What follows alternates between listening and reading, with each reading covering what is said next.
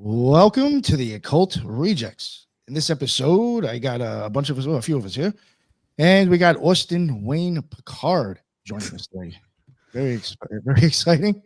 And yeah, we're going to be talking about the Solar Temple. That was actually a topic that I'll even admit I had recorded with a couple of the other rejects on the show and just never put it out because we needed a part two, and it was just too much shit for me to get involved with. And I came across Austin, and I was like, "Fuck it, I'll just revisit it and have him do it." So, yeah. And Julia has also covered it herself, so I was like, "Why not get them both on? We could just do the show that way." So we got Julia from Cosmic Peach joining us. What is going on, Julia? How are you?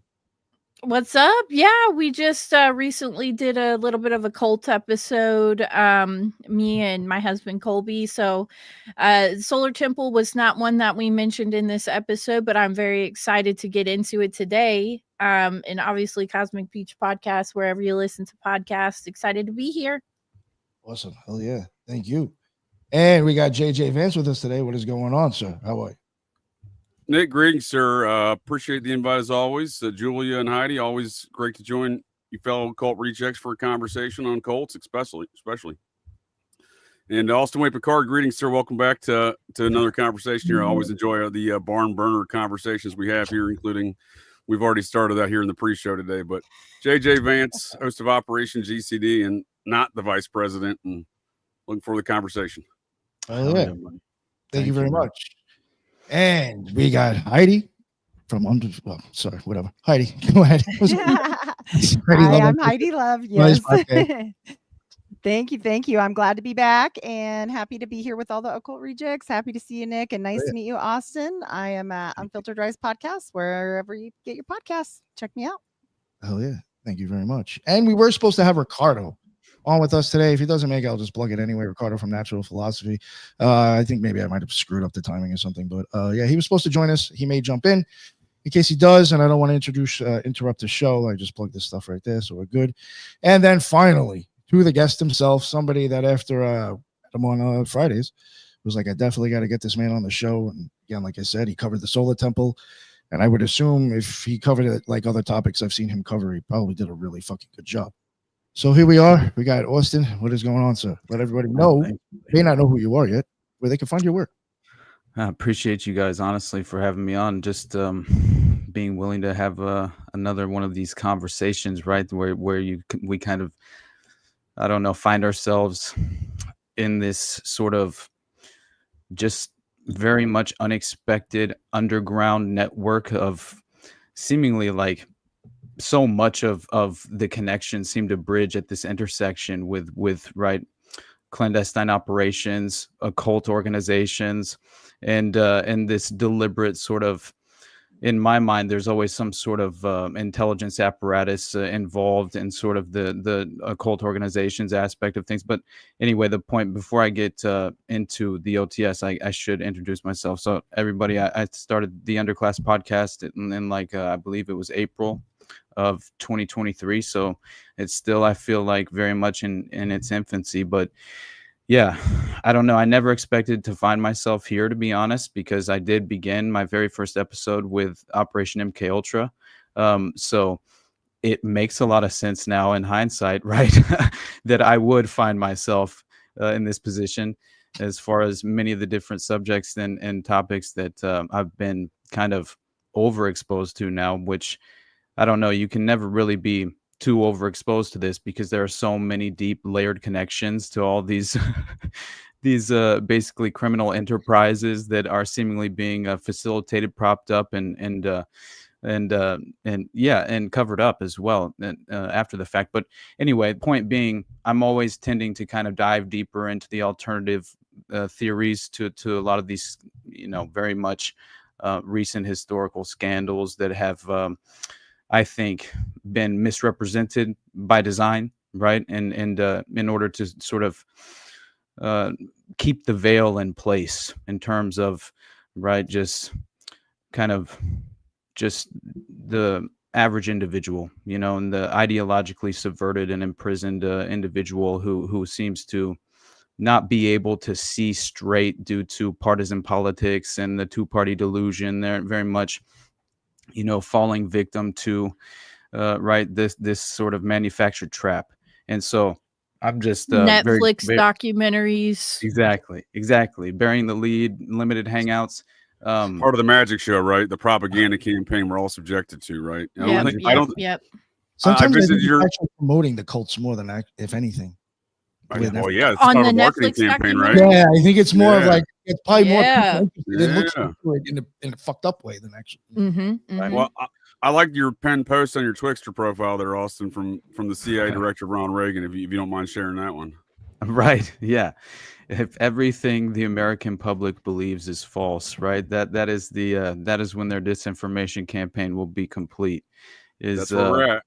Yeah, and that is exactly where we're at, right? And I just think they've kind of overachieved in more ways than one in my mind, and I think that honestly, it's so, as far as just the tools they have in place to facilitate these agendas and kind of pursue the dystopian totalitarian tiptoe, it's on this kind of repeating cycle where, unfortunately, as I mentioned, the average person can't seem to interpret this in real time, right? And so it's just they're in this over emotional reactive state of mind, and I think that's always being exploited and leveraged against them. And that's why I feel very much as if, and the reason I named my podcast The Underclass was just because I felt entirely disillusioned by the process just in general. And then philosophically, I just fell out of the idea that I even would want representation. But you know what I mean? It's just like at a certain point, I would just prefer to attempt to pursue like some sort of individual sovereignty as much as I personally can at a just like in real terms that I can apply with, as far as just outlining your core principles matters more than anything. And I think again, that's why I'm super grateful that I have opportunities like this, like-minded individuals, where I don't feel so isolated in my ideas, and that's what drove me to start the show more than anything was I wanted to continue to grow and learn more about these things, but present them in a way that I felt like I would listen to other shows and listen to certain, just investigative deep dives on some of these topics. And I always wanted to somehow, how can I wanted to bridge the gap on certain areas where I wanted to provide credibility more to the conspiracy aspect of things, where people seem to, dismiss things more at face value. I want to kind of like reinforce the ideas in a credible way as much as I possibly can, with providing context and a comprehensive outline, hopefully, that will reinforce and reiterate a lot of this corroborating evidence, right? And then it almost becomes undeniable, and you're not just sitting there making these claims and allegations and that are kind of just, not at all backed by as far as like, I'm not saying that it just, as far as I'm concerned, there is so much truth to a lot of these alternative theories that I just would like to bolster a lot of that evidence as much as I possibly can. And I, more than anything, what appeals to me is the plight of, unfortunately, the most vulnerable among us, right? And that tends to be just like the complete and total abuse of and sadistic abuse of children, right? And so that tends to be involved in more ways than one in many of these occult organizations. And that also happens to come up in the Order of the Solar Temple, right? Wouldn't you know? Yeah. But yeah. Let me ask you, how did you get to the Solar Temple when you were done? So I did my Jonestown episode, and that's kind of what like launched me further into. Now I knew of Franklin, and I knew the Finders really was the one that I was just like, what has happened here, right? Like, this is legitimately, I just took what Ted Gunderson had to say about the Finders. And honestly, it's a lot of, and I will say, I think there's a point to be made as far as questioning the credibility and of certain individuals, but I have no reason. Ted Gunderson? Like Ted Gunderson. Yeah, okay. I mean, like everybody, but yeah, obviously Ted Gunderson, former head of COINTELPRO. Right, exactly. Who thought he was going to be the FBI director after Hoover? Right. For sure. But, I discovered, right, this alleged mass hysteria, satanic panic, right? And in reality, I was unaware of the fact that there was clearly much more to that than as far as legitimately there are obviously real examples of satanic ritual abuse that was conducted. I mean, people like to talk about McMartin and dismiss that case, but my God, man! I mean, you look at I mean, the Presidio, right, in San Francisco, and you see what was happening. It wasn't just McMartin in Manhattan Beach. This was more than one child care facility that was being entirely exploited, and they had underground tunnels connecting to neighboring properties, and this was all filled in with a foreign dirt source that was then legitimately revealed later on with actual experts who went and did a professional dig. And it's just whenever you're talking about the underground tunnels and the McMartin preschool. Yeah, I think you had a very salient characteristic there in the satanic panic nonsense. And when you said it wasn't just Presidio, and then I think McMartin's kind of role, it is legitimate. I'm not saying that, but I think it's also used for a passion in which to bastardize this entire narrative, right, and confuse everybody. Because you're right, it wasn't just Presidio. So I've tracked 7 other Army daycare centers at the very same time that were under scandals such as West Point. Yep, exactly. At the same time as Presidio. I know, and I covered a little bit of the West Point scandal as well. It's one of the most disturbing cases, man. Just like the Presidio, and we're talking. The fact that the Army IG's office would just just look the other way when you have. I mean, I think it's over a dozen. I have at least 7 right now besides Presidio. So at the very same time, it's the same pattern of behavior, and at the base, it never goes past the base level, right? It never goes above that installation commander. Yeah, and that's so. Looking into Presidio and McMartin led you to the solar temple? I'm telling you, this it's so essentially when I found Jonestown. And I realized that Congressman Leo Ryan's aide, William Holsinger, essentially, he had made a claim that he feared that the CIA might have been running a covert operation at Jonestown that so sinister it would shock even hardened CIA watchdogs. And Holsinger in 1980, right, he says that he'd already discovered Richard Dwyer's presence at Jonestown, who was the CIA asset and clearly a CIA operative who was not only at Port Cayuma airstrip when Congressman Leo Ryan was executed by the Red Brigade, and what was described as like robot assassins under mind control who went down there, and Larry Layton was the individual, the only one who ever got charged. And this dude, legitimately, he was under mind control and had connections to his father ran basically this. He was running the psychological warfare program as far as the medical aspect of it at.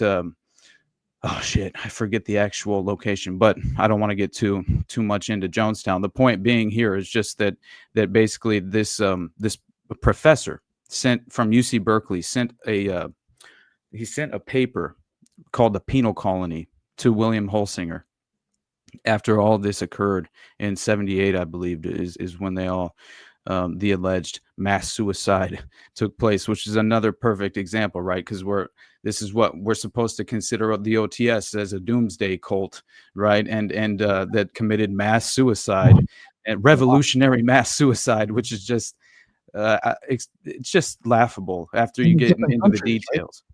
Well, they forgot their purple, their purple robes and their black Nikes is the problem, I think. Right. But yeah, multiple countries, right, and are involved, and it's extraordinary as far as the details of this story. But in terms of the Penal Colony paper, this detailed how the CIA mind control program MK Ultra was not stopped in 73, but had been driven underground, right? And so the CIA had told Congress, obviously, they stopped MK Ultra in 1973, but instead. It was Can we unpack that for a second there, Austin, if you don't mind? Like when we say the CIA told Congress, I mean, that was a pretty seminal event in not only our American government, but also in, within the CIA hierarchy. There were a lot of folks got fired after that. And no one really discovered anything, because when Congress said, if Congress said, bring in the paperwork there to the director whose name's escaped me, Richard Helms, I know. Richard Helms, thank you, sir. Yeah. But Richard Helms, for sure, he ordered the destruction of thousands of files, and so we will never know. After he was told to bring it into Congress, right? And exactly. Did he ever get held accountable for that? Absolutely not. No. Nope. And that's it's people don't realize that Watergate happened around this time as well, right? It wasn't and so Watergate, and then we get the Ford Nelson Rockefeller administration, and then Ford fires everybody in November of 75 because two Manson girls just happened to almost make Nelson Rockefeller the president in September of 75. Between two different mind control assassination attempts on Ford 3 weeks apart in California. And then Ford fires everybody. And then we get, I don't think Ford knew necessarily, maybe he did, but I don't think he did. You think he was kind of dumb. Then we get George Bush, we get George Bush in the CIA. So that whole transitionary period within that 2-year period of the 70s is fucking weird. It's strange as hell. And I'm telling you, and as far as,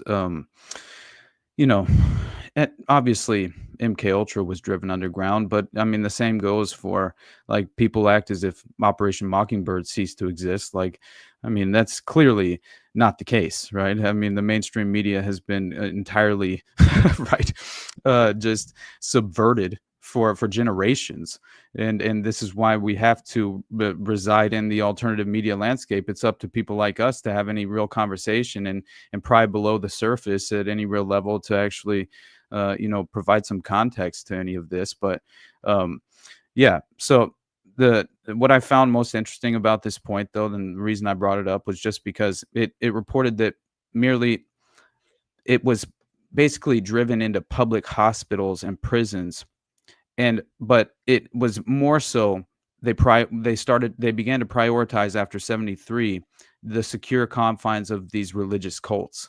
And Holsinger believed, along with this penal colony UC Berkeley professor, that Jonestown obviously was one of these cults that were firmly, as far as in terms of just being affiliated with Project MK Ultra, obviously were a major part. And that, it makes all the sense in the world, in my opinion, right? As far as if you think about what Colonel Bo Gritz had to say about Jonestown, it's very interesting because he was Henry Lee Lucas. Bo Gritz. Oh, yeah. Bo Gritz. Yeah. Oh man, yeah. I just got educated on some Bo Gritz the other day, how deep he was in the Operation PACON stuff. Oh man, so former Green Beret, as far as U.S. Army Special Forces officer. I think he even trained the Afghan Mujahideen in the domestic U.S. on black sites. there you go. And he's listed. He's listed heavily in the PACON documents as one of the redacted names. Of course, man. That's why he was up there in Ruby Ridge. There you go. The PACON operation. And Bo Gritz is up there as the negotiator with Randy Weaver, who I read this crazy ass story about how potentially, this Paul Wiltshire report was saying that that was sent to Attorney General Janet Reno at the time. And then Paul Wiltshire was effectively assassinated, and he was a journalist that was on the White House press team even for a time, and he was executed. His body was then moved, and then he was and obviously they claimed he committed suicide. But his bowels had been released at a separate location. They claimed that he committed suicide on his own toilet, and that just did not happen. And I don't know that case. That sounds very interesting because Merrick Garland was her number 2. Janet Reno's number 2. Oh yeah, dude, 100%. But you know what this dude said? He said this is all around the time of Danny Casolaro's Octopus, right? And he said, "I know just as much, if not more, than Danny did." And this is right before his death, and he was talking to it's a real crazy name. Who was this guy again? Can you spell his name for me real Paul quick? Wiltshire. Paul Wiltshire. Yeah, that's his name. It's Paul and Wilcher. Yeah. And I'm going to post something in the chat for folks to look at here with some of this stuff. Please continue. Gunter Russbacher. all right, is the CIA operative, covert operative that he was involved with having it as far as like who was providing him with many of these details. Wasn't him alone, but he said Gunter Russbacher said that he was being targeted and prioritized because as far as being hung out to dry, but also they were potentially targeting him for assassination because he knew too much and was willing to blow the whistle. And he was allegedly the one who flew George Bush Sr., William Casey. There was a whole list of who was on the flight that he flew to Paris for because this was all about the October surprise and the hostage negotiation crisis. And he claimed to be the covert operative who flew George Bush Sr. to Paris, and along with all these other spooks. And you mean to tell me Jimmy Carter's cousin Barry Seal was too busy to fly him? Yeah, right. Hey, Tosh Plumley says that who used to work for Howard Hughes, right? Didn't he get his start flying for Howard Hughes? Which, by the way, Nixon is the one who he basically triggered. He called in Howard Hughes to essentially provide plausible deniability within the private sector and stage all of these domestic black sites within the U.S.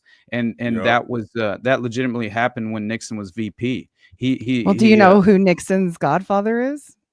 Who is it? Elmer Bobst. You know who it is, right? Yeah. Oh my God. Yeah, just so you know. Yeah, man. Who has ties to Martha Bell Mitchell, Knights of the Black Sun. Exactly. It's pretty fun. That's a fun rabbit hole to go down. Just and I believe what's the damn guy's name? Not only was it so Nixon had two individuals in his administration that were affiliated with P2, right? And there's the circle, right? They were all connected. That goes right back to BCCI when you get to the P2 Vatican Bank scandal, because the Vatican Bank was co-owners with the CIA and BCCI. Back to all the same drug trafficking we were just talking about. To the OTS. There you go. Circling right back. OTS was founded in about 1984, correct? And around Geneva. Right. You think you can get us to there? Yeah, for sure, man. So I think it's really interesting because the way I kind of describe the OTS when I did my episode on this was it introduced me to much more of this in sort of the fashion of the Marc Dutroux case, this hidden surreptitious infrastructure intended to alter the political fabric of global society, right? And this draws in the unholy alliance aspect, right, of the organized crime syndicates, esoteric occult secret societies, clandestine global intelligence operations, right, and the cloak and dagger methods, and that's what I believe is happening with the Order of the Solar Temple.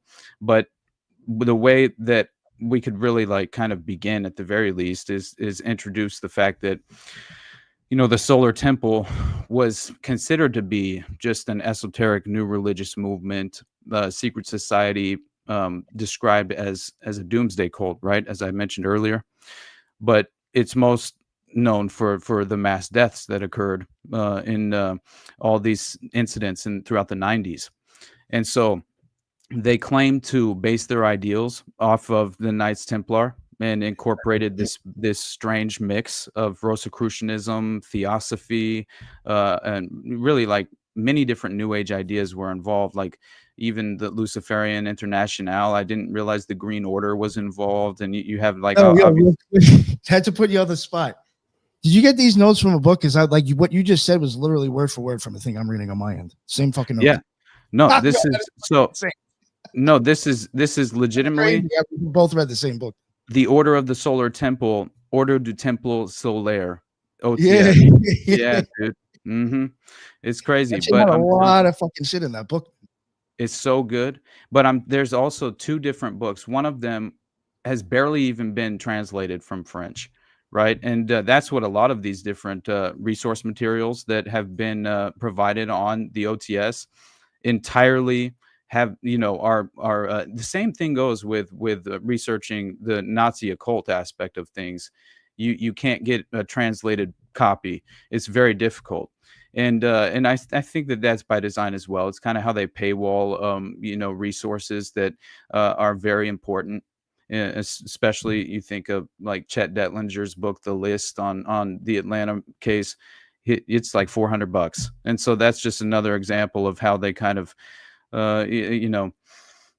Well, you might find this interesting, but when I was doing my research on the Solar Temple, I actually came across the topic because an old ass episode of Ancient Aliens came on, and it was all about the fucking Solar Temple. They were saying that these assholes were communicating with extraterrestrial beings, and a UFO cult that they were channeling and like doing all this stuff. And I was like, what is this shit? Because I know that Ancient Aliens has a way of portraying things that's kind of true but also kind of retarded.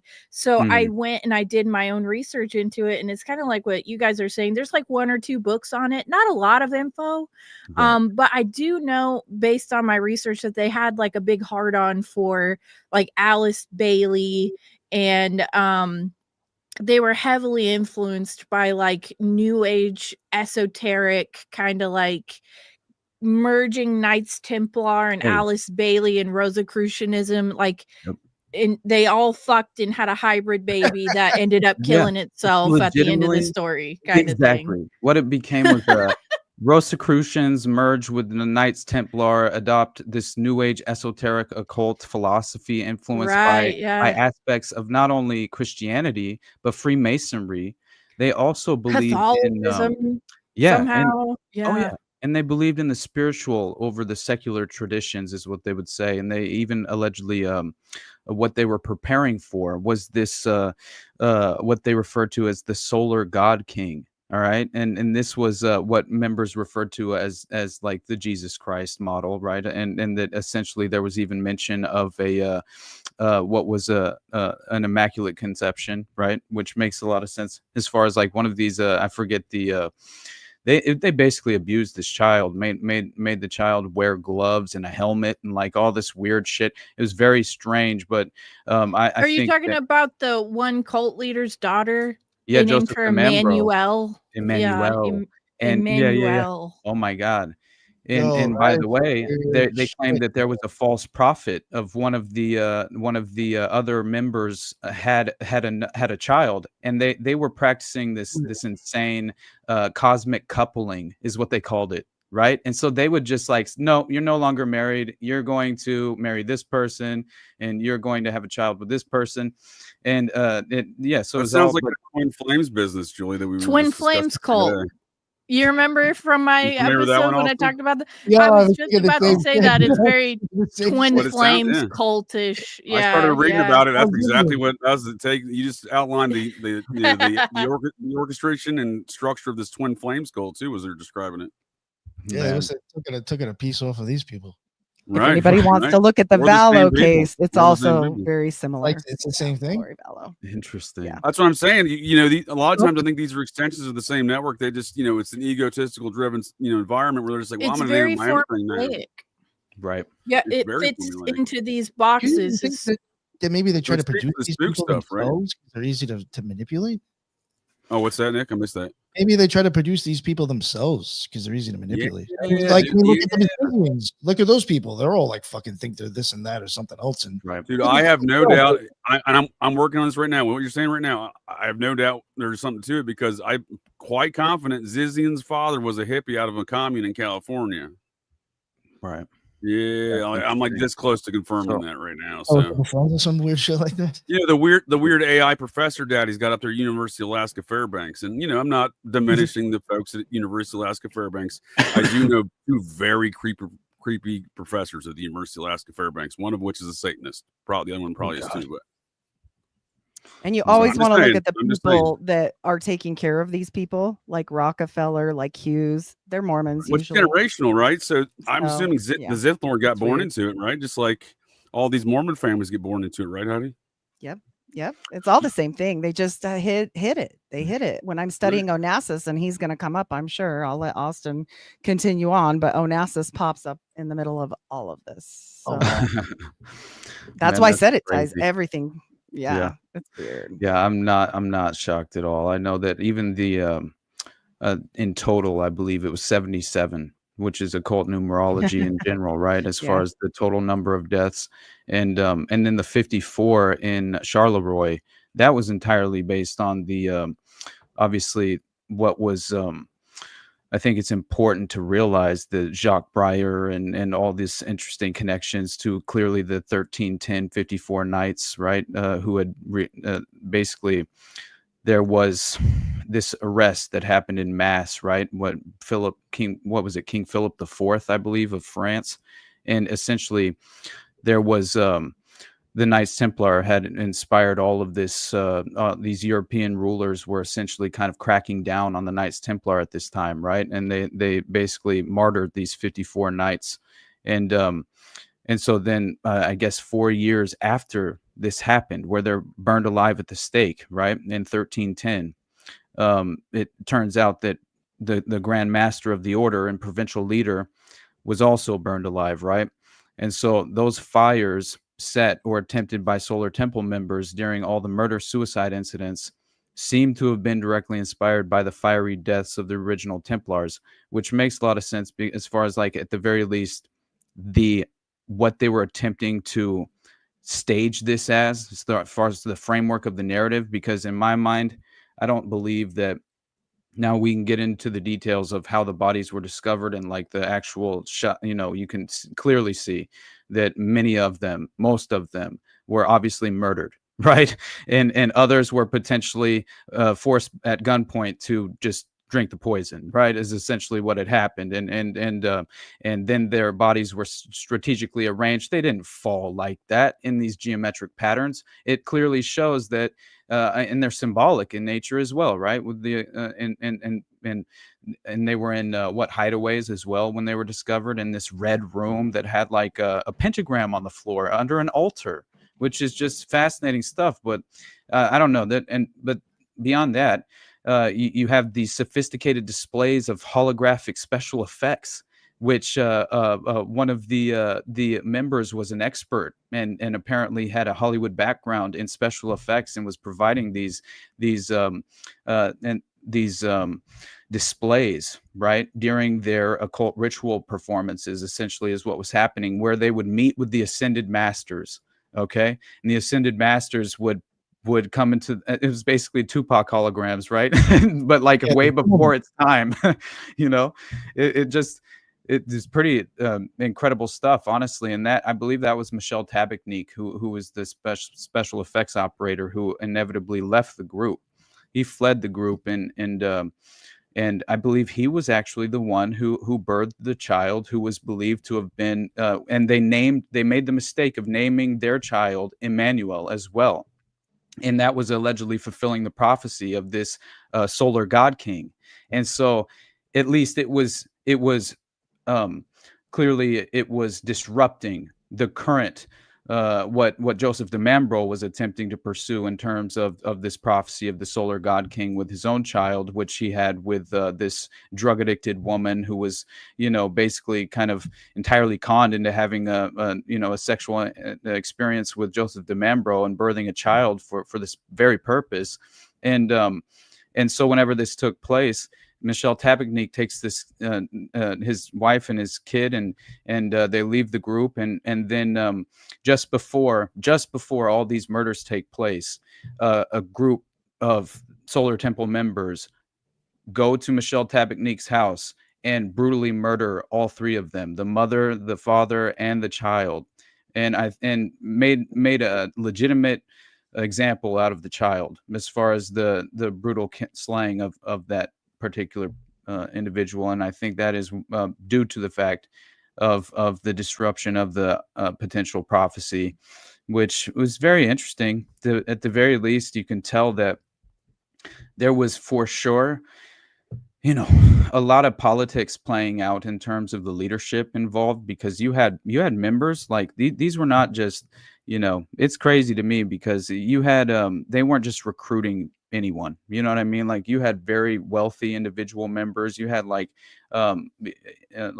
one guy owned this, he was like a watchmaker, and I'm talking very wealthy, right? And essentially Joseph de Mambrot and Luc Jouret both had basically convinced a lot of the members to, very much in the fashion of Jim Jones in a way, to sign much of their property and just right and basically give power of attorney to Joseph DeMambro, and it was just crazy how much scam artists too, kind of, right? Oh yeah, absolutely, yeah they were, and I mean, DeMambro himself, right? He had sampled a variety of esoteric groups at by that time, right? Including that's another thing. This was like multiple attempts by this point. I think this was the third cult that he had started. There was one like Golden Temple or like Golden Triangle or something like that. It was the Golden Way. Yeah, I think it was Foundation. the Golden Way. Yeah. The Golden Way Foundation. Yeah. The Golden Fang. Stupid. But yeah, you know, he definitely was affiliated with Amorc as well, the ancient mystical order of the Rosicrucis and Rosicrucis. And yeah. So, but it goes further than that, right? Because it goes to Cagliostro, which is Martinists. Yep. And nobody brings that up. 100%. I heard you talk about it though. It's fascinating. I just like, it's really like, I don't know. There's so many layers to this story. You know what I mean? It's just like, it's kind of difficult. I didn't even realize that there was Joseph DeMambro had an Israel connection, by the way, which blew me away. And I thought it was kind of hilarious because in like 1966, he successfully swindles and defrauds the co-owner of this jewelry store. All right, this jewelry business. It was a technician by the name of Albert Boyron. I don't know exactly how to pronounce it, but DeMambro, he then just vanishes, right, with all the company's valuable assets, and moves his entire family to Tel Aviv, claiming that his child, being born in Israel, would grant it an exceptional destiny. And he later claimed to members of the OTS that the reason he had actually been in Israel was that he had been asked by the chief rabbi to rebuild the temple in Jerusalem for pay. And he claims he refused payment as he was not interested in money.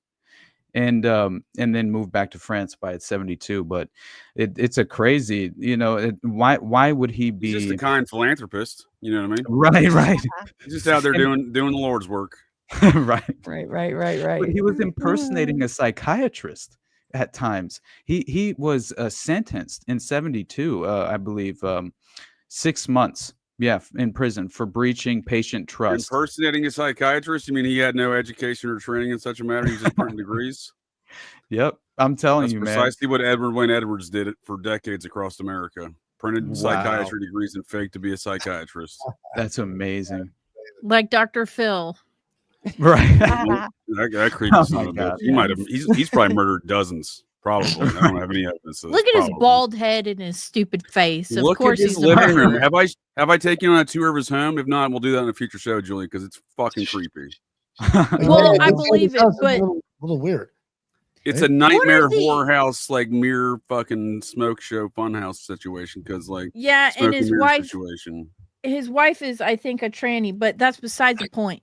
Well, I didn't know that. In fact, are you kidding me?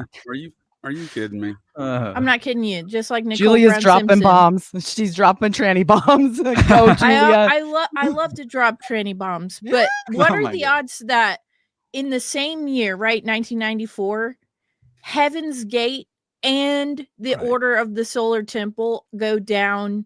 Like, I want to say a couple months apart from each other. Like, what are the fucking odds of that, too? That's not always Heaven's stood Gate, out right? to me, too. Heaven's Gate and the Order of the Solar Temple went down in 94. Right? No, 94, both of them. Well, in the tape that mentions the Heaven's Gate, too. Yeah. No, am I getting my 90s? Am I that big? I'm getting my 90s mixed up. I thought they were later in the 90s. Well, OTS also had like I think something in 95 and then in 97. I think because it was Nicole spread Brown out, Simpson right? and Ron Goldman were murdered on this date. Well, technically on the 12th, on 10:32 p.m., but on this date, 1994. What? Friday the 13th? No, or just the 13th? June 12th, 13th, 1994. Oh, okay. Well, you know, it is kind of interesting that the Order of the Solar Temple took so much influence from the Knights Templar, and we decided to record it on Friday the 13th. So maybe it No, was meant to be. I didn't want to point that out, Julia. I didn't want to get that creepy with it. But if I may just real quick, and I don't mean to disagree, because I just have to get my ancient alien cargo cult facts in order. So it was 97 when they decided to catch that flight on Halley's Comet. Man. 97. So that was the one back in 1997. It was probably around the same Dude, time. I had my purple, robe and Nikes packed. I just forgot to get that ride. You know what I mean? So wait, so Wait till Solar the next Temple one. was 94, and then No, 95. Heaven's Yep. Gate was 97. Yes, ma'am. Are you sure? Positive. All right. Well, I'll let you Listen. slide this time. March 13th, 1997 is when they first, that was the Phoenix Light. Well, I'm just saying that there is some, other UFO stuff. So that's the Phoenix Lights, and then March 19th and 20th is when they did the final exit video, and then March 22nd through 23rd was there was phases of the suicides. Well, we could at least say that they're happening around the same era, functioning I think there's a independently connecting of principle. each other. Yeah, I think there's I a do. connecting Yeah. principle there. Yeah, I think for there's sure. honestly, I think that many of these cults were being used in the Iran Contra enterprise that was being conducted, like not only drug trafficking, but you had they were testing esoteric weapons at the Cabazon Indian reservation, which just blew me away. Like they were just utilizing basically the Indian reservation for this purpose, but they also were like flying in Mexican nationals to cook methamphetamines on the reservation. Yep. And yeah, it was like fascinating stuff. I couldn't even believe that this was all happening. Well, who was a major figure in that drug operation, the Promise software reprogramming, etc. there? Michael Riconosciuto. Yeah, man. Yeah, I know. Who connects to all these things. He was Ted Gunderson's COINTELPRO agent in the Haight-Ashbury, looking after Charles Manson in the process. And go figure. There he is. Dana Dudall, Rotting Jules, recently discovered a playbill from a June 15th, 1967 performance, including the Grateful Dead on stage. So that's Tavistock right there. Oh, yeah. Son of Tavistock, right? And then you got Michael Riconosciuto as a as the stagehand, and you got Charles Manson as a technical advisor, technical hand on the performance, all in one performance. In Schiri, Switzerland, where the first the 23 corpses were first found, like as far as this burnout farm that was all basically. You had I think only 270 people even lived in this area, right? So it was like barely anyone even lived in this area. But essentially this was like Lagrange sur Salvant is how it's pronounced, I believe, south of Schiri, Switzerland. I know. Thank you. I actually looked up these pronunciations whenever I did my episode, because I tried to get it as accurate as possible without being basically a huge douchebag. You know what I mean?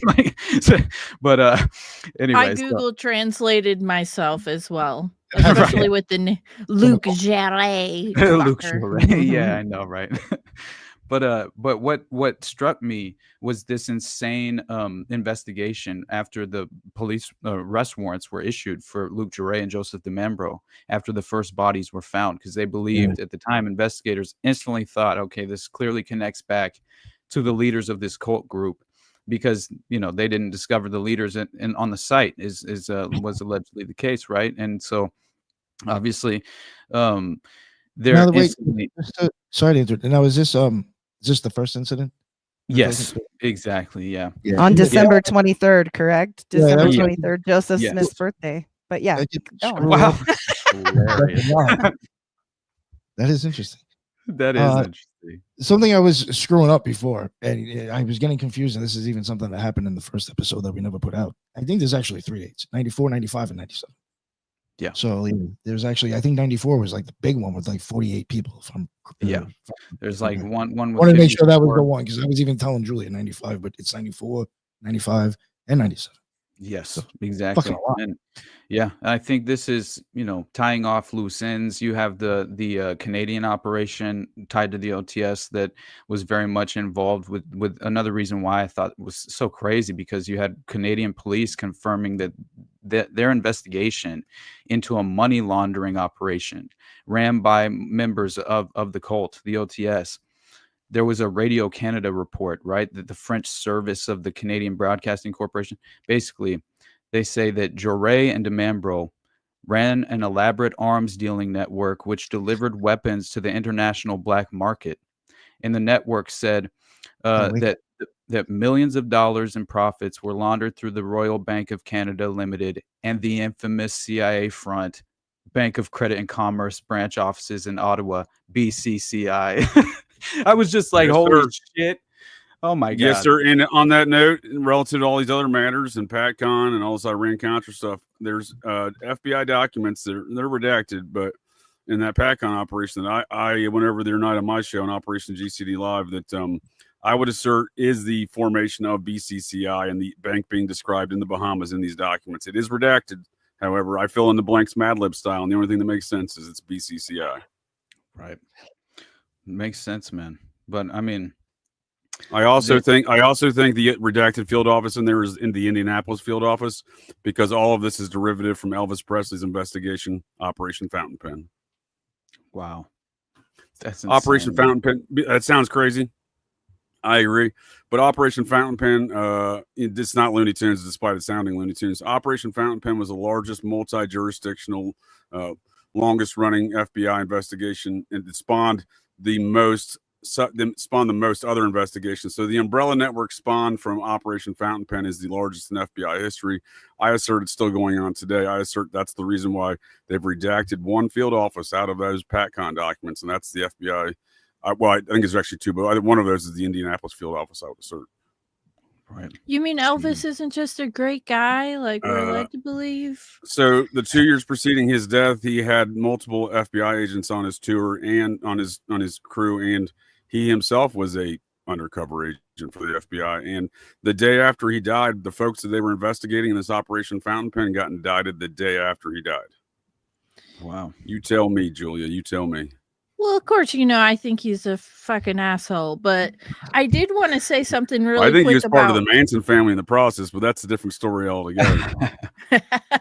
He probably was. You think I'm joking, but his personal I spiritual guide was J.C. Brings Hair Salon and drug trafficking partner. That was Elvis's sidekick and personal spiritual guide. So JJ, there's a lot to that tale. I would never think you would be joking about something so serious. I joke about a lot of things, but the things I don't joke about is that. And speaking of serious, that seems to be the undergoing trend with all these cults, right? Yeah, this one was serious. Theosophy and serious. They always have those two aspects. Transit cults. Serious. Yeah. This is another one of those serious cults, but I wanted to just say really quickly. This first incident that you're talking about, I don't remember. I think it was 44 bodies were found or something in that range with this first one. But the way that they were found in these underground networks of like chalets, and they had like these timed explosives that went off and set all these underground chalets ablaze pretty much. But my question, and maybe you can answer this because it's something that stood out to me when I was researching it, is first off, how did they have access to these underground chalets? How did they know that they were there? Why are they under there? Why did they even have access to be under there to be pulled? It's like you would have to have a certain amount of time to get these timed explosives set up, get everybody down there, start helping people, quote unquote, kill themselves, or just killing them, or just whatever the fuck they were doing down there. It's like you need time, preparation, planning. There's so much that went into it. And it's like nobody saw these assholes going down there. Like nobody saw them leading the brigade of like 50 fucking people in these underground tunnels. Like, what is going on here? That always stood out to me as weird. In my opinion, even to control that many people, I mean, you may not need that many people, but you're gonna need a handful of people. I mean, I don't know, right? And like two guys with a gun each controlled all those people, possibly. But and what are you telling them? People actually pulling the strings to have that happen too. Exactly. Right. Let's think It's about like, hypnosis, come on, though, everybody, too, right? we're going underground. Nothing suspicious here. Like, what actually the fuck is going on? You know what I mean? How did that happen? I mean, they can definitely use guns, but let's think about hypnosis. They can also, make people a little bit more compliant. I mean, I'm not saying guns aren't used. I'm just saying you need fewer guns. Yeah. Right. Yeah, I know that there's definitely been many allegations of police protection, and the fact of the matter was that they had a task force that was involved that was instantly compromised, and we had investigators who were claiming that they were forced to essentially, at least stop pursuing all and any leads into as far as like actual military presence on the site, because that was the other claim, is that essentially that all of this was rigged to destroy evidence. And the reason being is that not all the pyrotechnic devices went off, and so this didn't entirely destroy the remaining evidence, and the bodies were supposed to be unidentifiable for the most part, and there weren't supposed to be the examples of like plastic bags over the heads of some of the victims and gunshot wounds to the head and things of that nature. It clearly, and then also there was in Canada, in that case, there was basically proof of potentially a military what's it called, what are they called, their fire oh shit, I can't believe that I'm forgetting the term for this, just the flamethrower. Thank you. Damn it.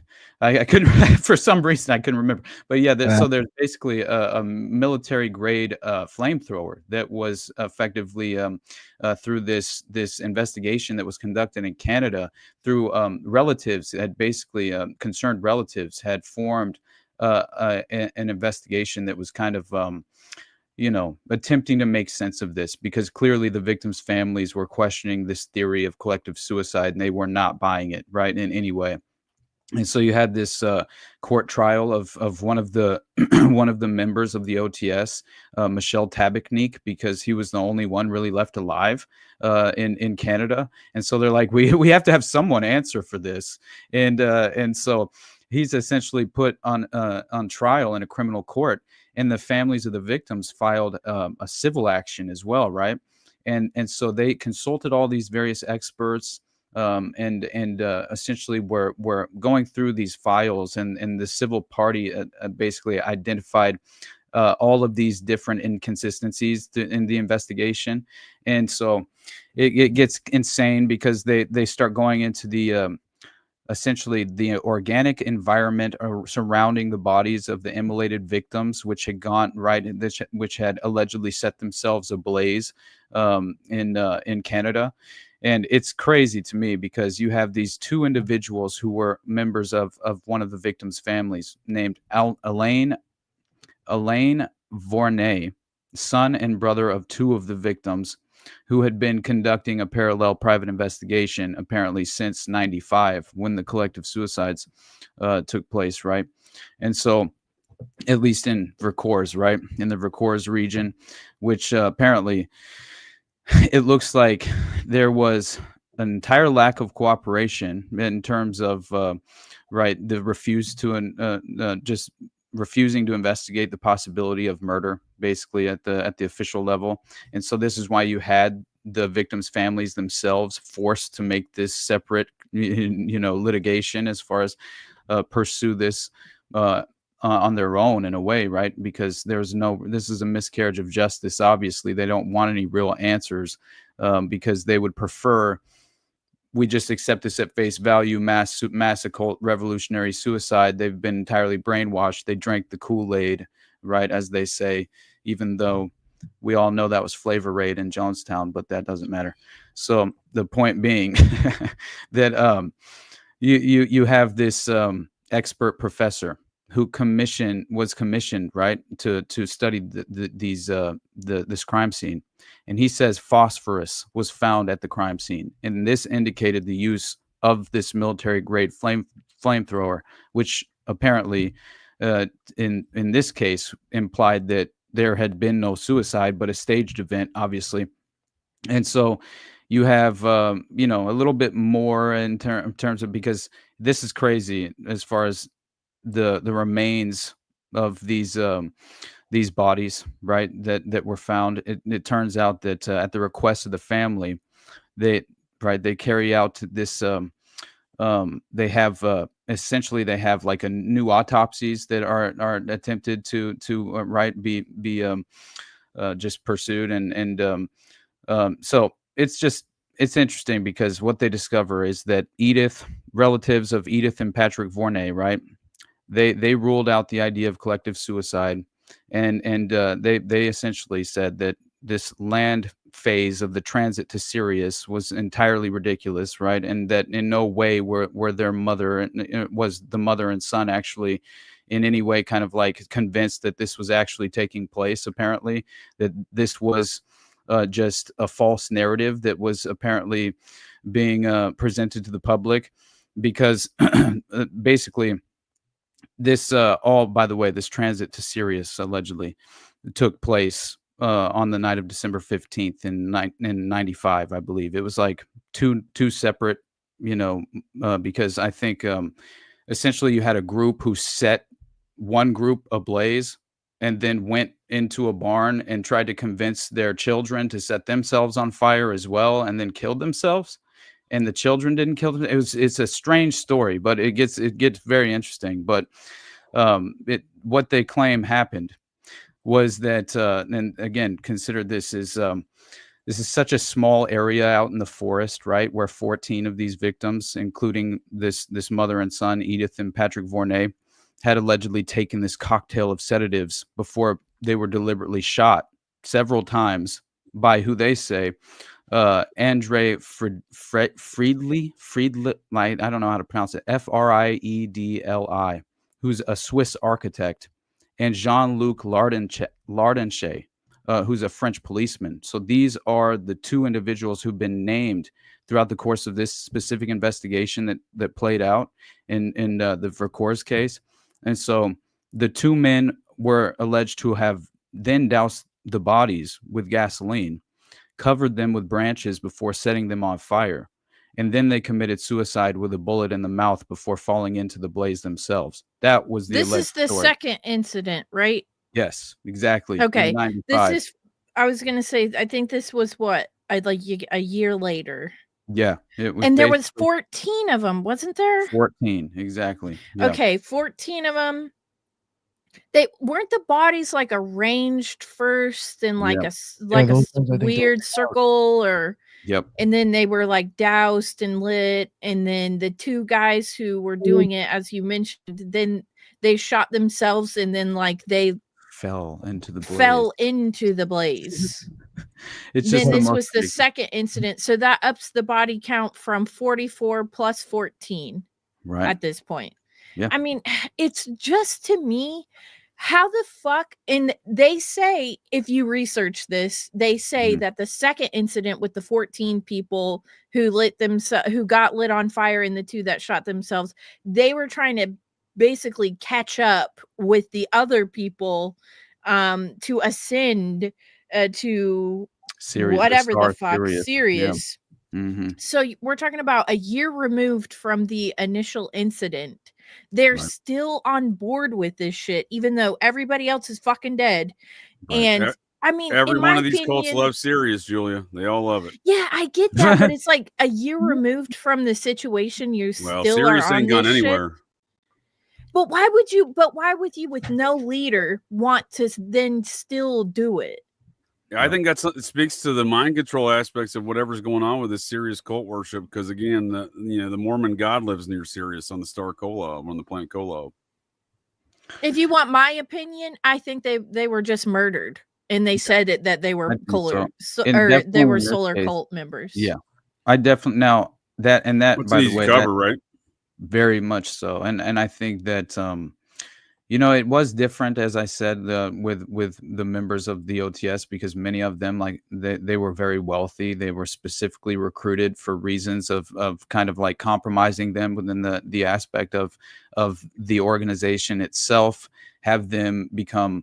It was kind of hilarious because they would just like play to their egos in so many different ways, you know, and they all claimed that they were like, you know, the reincarnation of Socrates and like and Joan of Arc and all these crazy ass individual historical figures, you know, and Austin, if I may interject there, sir, when you say they recruited wealthy membership, which is obviously, if you want to have a wealthy cult, you need money from somewhere, but so that's obviously a routine move. But I mean, it is what the Manson family did as well. I mean, this is I feel when they do this, it's not just for the money. I feel like they're targeting certain families in the recruitment of some of these activities. There were several millionaires that were involved in the Order of the Solar Temple, and they did end up dying in the initial sacrifice. There you go. And I think that's been some framework since the Salem witch trials, right there, what Julia said, right, Nick, with the idea of targeting folks for monetarily purposes and economic purposes. Yep.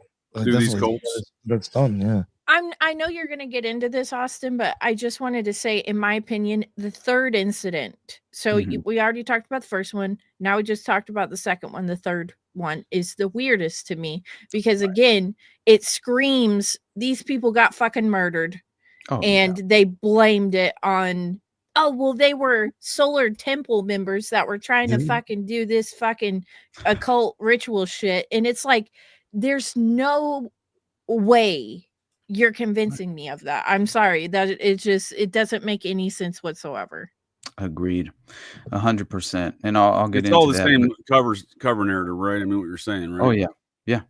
And but you know, I mean, what was it? The Prince of Monaco, right? Who married to Grace Kelly. He helped. He was a major aspect of as far as incorporating the organization in Monaco, which was allegedly due to the secret society fraternal organizations of powerful influence that were hubbed as a central hub in Monaco for some strange reason. They were kind of utilizing this connection to the royal family in Monaco through Prince Rainier. Through Onassis. Onassis arranged their marriage, and he actually was the key financier for Monaco. That's why it's so strange, because he had control and he's part of the Black Ops, you know, all of that. So it's so crazy, man. That story. Right. Exactly.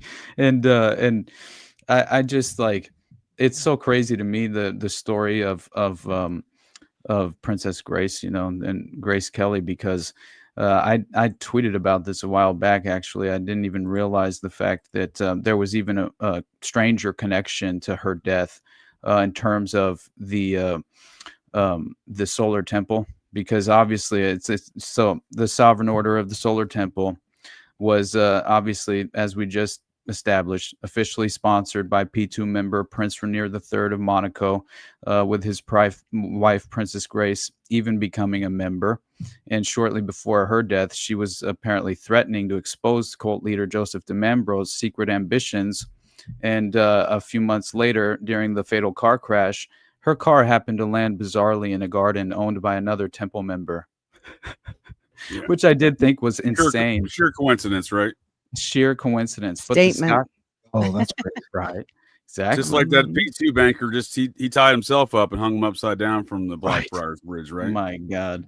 That's so ridiculous, right? God's banker, Gelly, right? Isn't that who it is? But Licio Gelli. No, that was his associate, Licio Gelli. Okay. I can't remember the banker's name either, but I know you have a weird. Licio Gelli was running that operation, the P2 operation. He was a member of he was a member of everybody. The KGB, the CIA, the Grey Wolves. Man. You know, he was the Freemasons. You know, he was doing it all. You know. Well, and Onassis is involved. Speaking of bankers, with Hitler's Reich Bank president. Boom. His name is actually, it sounds like Schart, like SCHACHT, like Schatz. I don't know, but yeah. So that plays into all of this, and the key reason why he never lost a ship during the war. So that's amazing. I'm almost done with Onassis. That's so crazy. I just think it's I really love the fact that you guys just, we all take different approaches and angles at these cases, and it's just like it's I love the fact that the meeting of the minds. It's filling in a lot of holes for me as well, just because I know that there are these connections as well, but it's like, as much as we read in terms of like the layered details here, it's so much of it is just in and out the other side until it's reinforced with another layer of oh, here he is resurfacing again. Now it's further entrenched in my mind. You know what I mean? In that sort of fashion. But I remember the story with Grace Kelly though was insane, because it was described in the Scotsman. There's an article in detail that you can find that if once you first find it, screenshot it, because they paywalled all this shit, and it's very frustrating, but it's super interesting because they essentially describe how, now obviously she's described as a overtly sexual person who apparently was they were having these sort of sex rituals in the OTS, where they would again provide you with this sort of, they had like this the same sort of situation, where as if obviously the 14 members who drank this what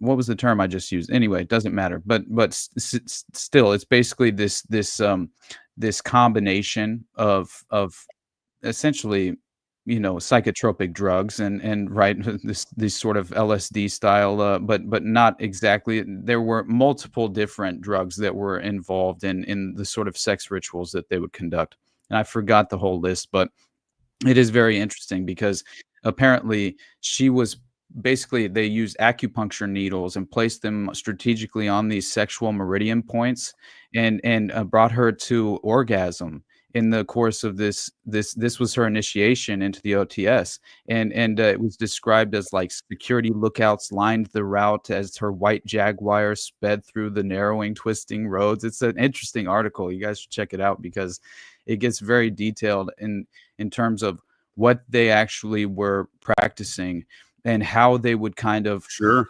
just kind of like it again.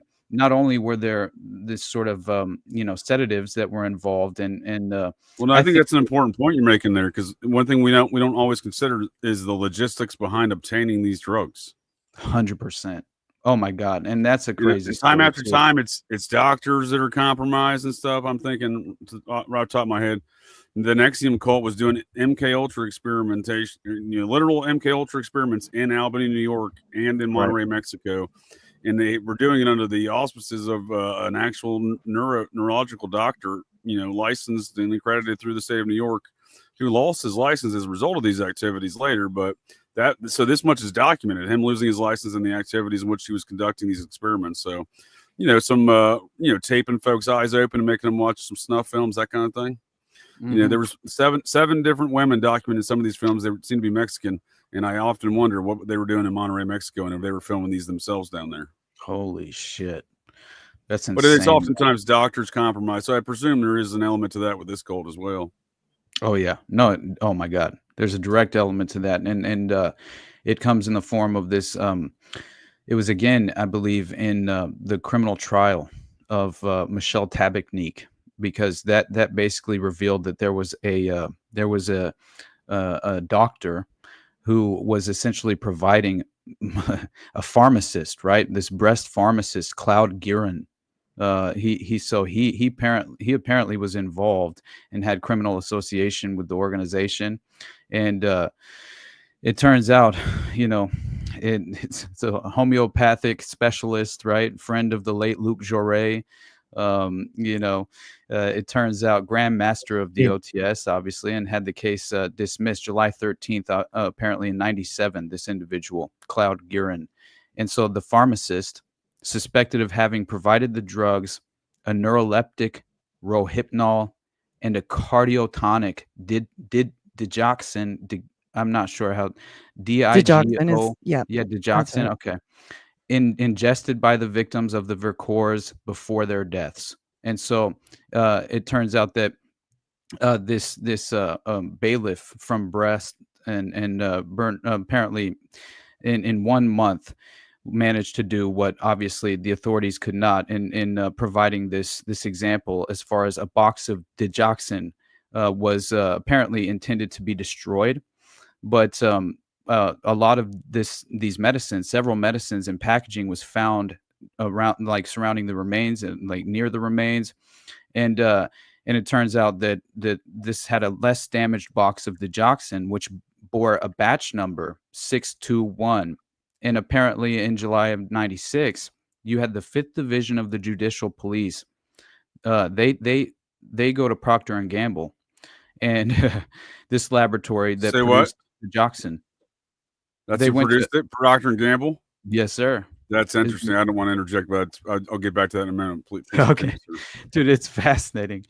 But so they produced this digoxin for the list of wholesalers who had ordered this batch, which was distributed on the 27th, 28th, and 29th of September 95, which is right before. So the investigators are using, so essentially what happened is they began to use this list, and they then pursued this and submitted a report that explained that essentially the city of Brest, this pharmacist supplied by a wholesaler who was not the recipient of batch 621 of digoxin. But 4 years later in February, Jean Vornay, right, which is one of the victims' families, he became aware of this entire investigation file, and he noticed that among the recipients of this lot 621, indicated by Procter & Gamble, was OCP repartition based in Goosenau in the suburbs of Brest, and that it had never been contacted by the police. And so on March 9th, OCP confirmed that it had been the regular supplier of the Guerin pharmacy for many years. So we have instantly, now we have a confirmation that this was the pharmacy, that was regularly supplying, this specific digoxin batch, apparently.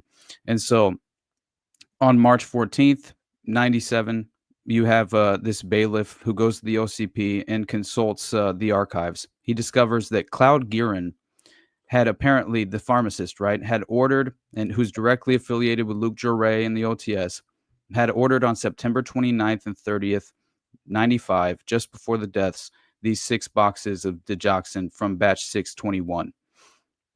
So to me, and especially when you see that after the Vornay family, they request, at the request of the Vornay family, obviously, the bailiff consulted all the orders placed by the Guerin pharmacy in 94, 95.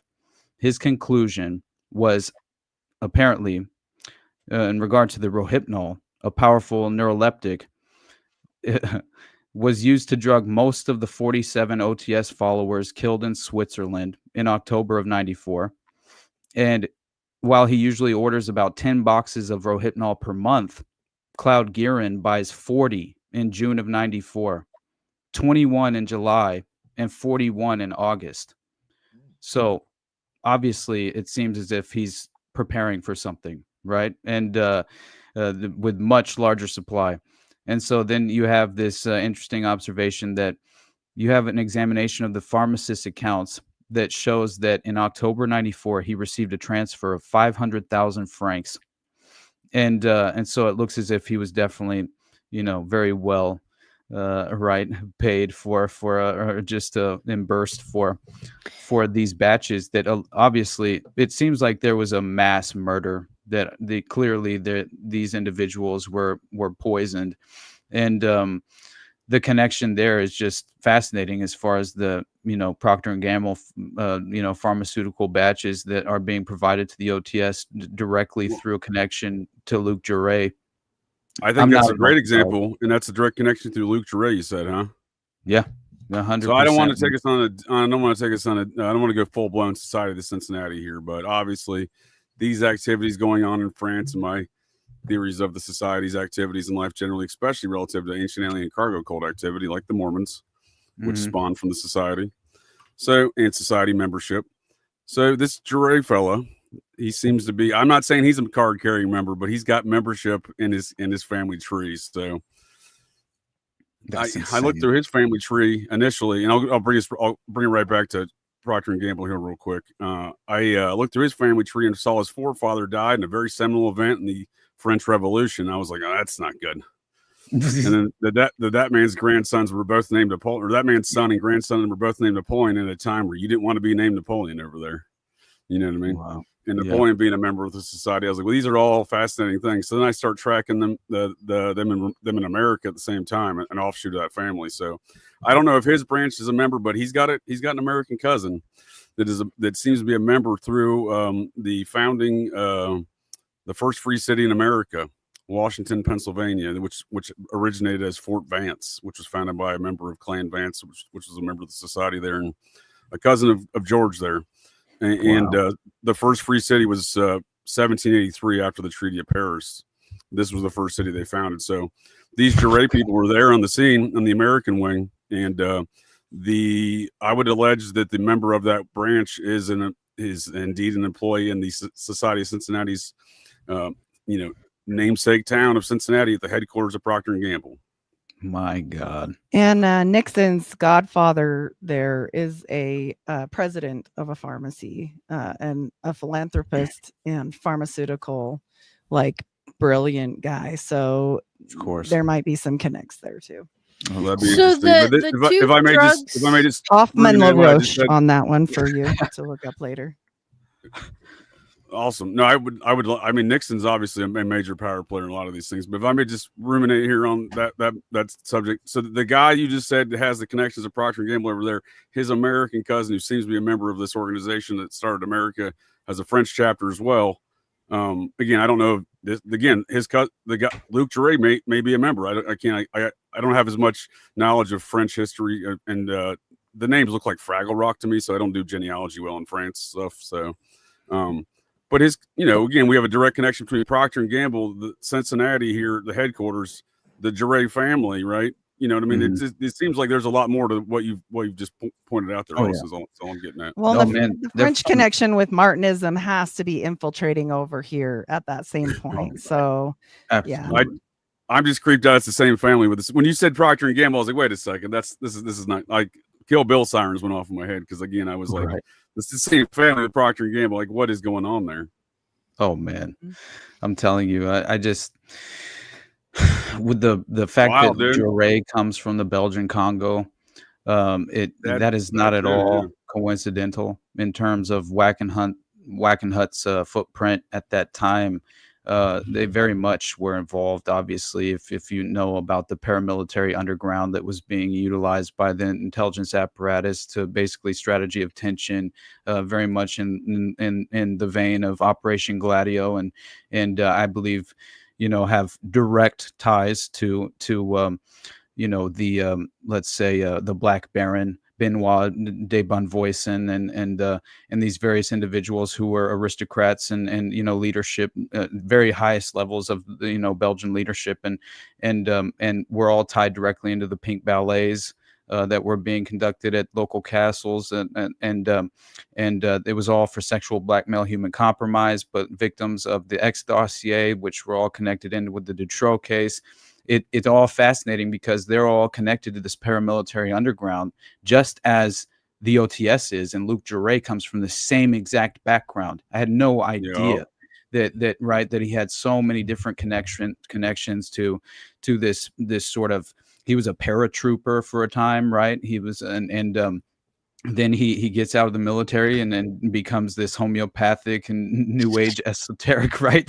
It's just so the Philippines for like a year too. 100%. It's like this guy looks. He just smells like a spook. You know what I mean? In every way, and I just, to me, it feels like it's extraordinarily obvious at this point that honestly he was very much a large part of the drug trafficking and arms smuggling. I think was a huge part of it. But it's interesting to me because you have like Hydro-Quebec, the Hydro-Quebec company in Canada, and had legitimately been infiltrated by members of the OTS, and while all these terrorist attacks are being conducted, bombings, mass shootings, and and the OTS was implicated in a lot of these criminal investigations. Members of the OTS were implicated, and apparently they had like ties to organized crime, which made a lot more sense as well, right? Because you think about basically the framework of what you're describing here, also, if I may, is the framework of the P2 Lodge, like you said, with Grace Kelly's husband, who sanctioned all these activities. That was the framework of what you're describing. Is the same Gladio style framework was going on in Italy. This sounds like the French version. Exactly, it's French Gladio, in my opinion. Yeah, which is weird that Onassis ran that though. Like he obviously. I don't think it's weird. I think Onassis runs a lot of shit, Heidi. Oh, and he was running the drugs in his ships. It's well known. I wonder what his son, the member of the Society of Cincinnati, had to do about any of these things. JFK Jr. Right. Yeah, exactly. I had a question about the drugs you were talking about a second ago. So you said it was Rohypnol and Digoxin or some shit. Like right. The cardiac med, Digoxin. It's a cardiac med. I like Julia's name better, Digoxin. Okay, but is this meant to like? Okay, they mixed them together, right? They mixed these two things together. Don't do that. I think it's sedatives, to essentially make the murders very simple, easy, straightforward. It's very much like what happened at Jonestown. I think they were essentially all drugged and sedated to the point to where they could not fight back. Then you have the Green Berets come in, and the British Black, the Black Watch, the special forces were just meandering around the area, just so happened to be running some insane operation at the time. But clearly, to me, it made it to where, all right, we are in cover-up mode, right, in terms of this criminal enterprise that we're clearly have been facilitating for far too long. It's now seemingly being overexposed. And we have a window now where the public is very much involved and concerned and interested, and you have this sort of hysteria at the time, right, about the occult network happening and what's going on. Heaven's Gate, as you said, right, and this is all coming off the back of the Satanic Panic, which had just essentially at least plagued the minds of many, right, for still does, sir, still does. It does, brother, plaguing folks' minds. Absolutely. So you think that they used these in the first incident with the majority of the bodies? Right? I think that this was a pattern that they basically were attempting to, anytime that they were targeting, let's say, just the local chapter of the OTS that needed to be, essentially, it was basically, I forget how Bo Gritz put it in terms of Jonestown, but it was interesting because it was basically like, all right, Bo Gritz. I laugh every time I hear that name now, because why would anyone ever take anything he did seriously about anything, right? Man, for real. I love Grits, man. I take Grits very seriously. Grits. Bo Gritz? How do you like your Bo Gritz? I like my Bo Grits with butter and a little salt and pepper. There you go. But anyways, so the first incident, right? Remember, because I said it didn't make any sense to me how they were able to get all those people down there. So do you think that they were drugged before or after they got into the fucking chalets? Like, I think I don't believe that most of them were lured there. Well, I think they were lured there, definitely, but I don't think that they were like. I think that mainly they were obviously very consistent within the terms of practicing these rituals. So they would always kind of gather and meet for these rituals, and they would always gather and meet in the covert spaces that they had built within the chalets, which were like, behind these false walls and shit. And which the investigators, at least the initial investigators who arrived on the scene at first, didn't even find any bodies, right? They're like, what the hell's going on? Like where is this crime, right. And then they finally discovered the false panel and went into the area where which I found that to be very interesting as far as the way that some of the bodies were discovered. But there was one individual who I believe he provided an interesting example of let's say someone who had fallen out of line with the way that things were going, because clearly there had been, some real problems in terms of leading up to the mass deaths that occurred, right? The internal group dynamics were kind of like, at least leading up to the tragedies, things were snowballing, right? There was an escalation. And I think what had happened is that Joseph DeMembro, Luc Jouret was under investigation for arms smuggling. All right. And so you already have this is, right? Now we have a legitimate concern that this is going to come out and we'll see the light of day in terms of the covert operation being conducted, utilizing the occult organization as a plausible cutout. Now, that doesn't mean none of the individuals involved with the OTS. I think that very many of them practice this belief system legitimately. We're attempting to transit to the star Sirius, right? Which is, it's a hilarious, I think those folks are trying to get on Haley's comment, you know what I mean, with the Heaven's Gate, right? Right. They were serious about it. I will say it's crazy because the rudimentary ideas of like, as far as just like what they were teaching, the blue star appeared some 26,000 years ago. The star Sirius, home of a number of ascended masters, there you go, known as the Great White Brotherhood. Theosophy right there. Yep. Who came? I think part of the hypnosis campaign of these activities is to convince folks, is to embed these ideas in their folks' subconscious. Yeah, that makes sense. But I mean, it's like they're talking about this Great White Brotherhood coming to Earth, inhabiting a subterranean spiritual realm known as Agartha. And right, and these masters sounds like, ooh, I know this happened to me the other night when I did whatever this is with Sam. It was what you're describing there was the gun trade, the drug trade, all these things. This is the same formula, the same format we see time after time with the same ancient alien cargo cult foundation. Oh yeah, man. Yeah, I think that it's very strange because like when you see that what these masters were that's our logo right there. To be, oh man, yeah, that there's another one too. There's a couple different renditions, but they're all very, very similar. Okay, and, this one I thought was very like something else I've seen before. I'm sure, Nick, too. My God. But it is crazy because apparently what they were claiming, these masters were basically souls, and you could occasionally manifest, as far as these ascended masters could basically, they would occasionally manifest themselves in corporeal form, right? And right. Yeah, and so that was where like Saint Germain, right? That's the big one, right? They're like, he keeps coming back because that's their belief system, right? Theosophy. Exactly. Yeah, and it's super crazy because it basically, this is where they would have the special effects come into play with these underground chambers that the temple members would gather, and privileged members could be granted. Basically, I can respect the performative nature of that, at least, right? I mean, at least they put some effort into it. They weren't half-assing it. They took it serious.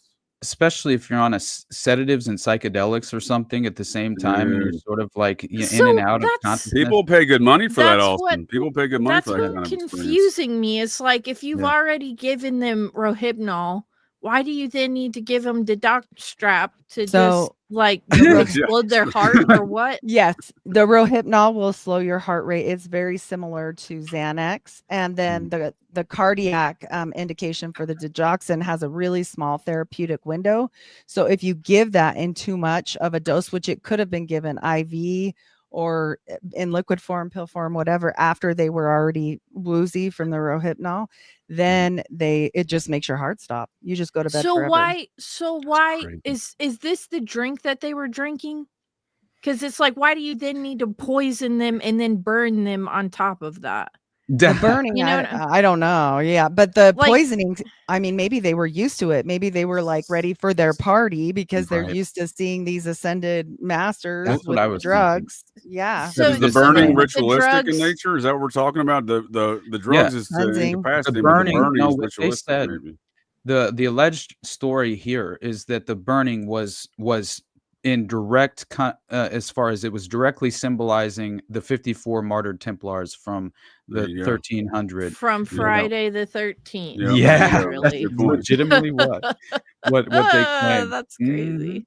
And by the way, the bullet wound, which again, if I may, Austin, speaks to this society that when I saw that theology, and again I looked at the guy's history, that's when I started going deep into the Jure situation with the Society of Cincinnati, because the Society of Cincinnati literally is the modern day Knights Templar. They are the descendants of the Templar, and they are a modern day knighthood. I'm going to have to do an episode on that organization, because I did one on the Pilgrim Society and the Anglo-American establishment, and I couldn't believe if I may, a hereditary member of the Society of the Cincinnati, a U.S. senator from Mississippi, I believe, founded the Pilgrim Society. So God, dude. Oh my God. It's just so crazy. This is never ending, but everything tends to overlap at this level of research. It's so interesting as far as for sure. But I think that's why we see the Templar stuff here. You see what I'm saying? Like this is a generational, this is getting passed down to folks like Jure here, right? Who's got the share screen? That's me. We done staring at this logo. No, I was just gonna say. You want to stare at it? Let's look at it some more. No, JJ, I was gonna say, if you can, pull it up.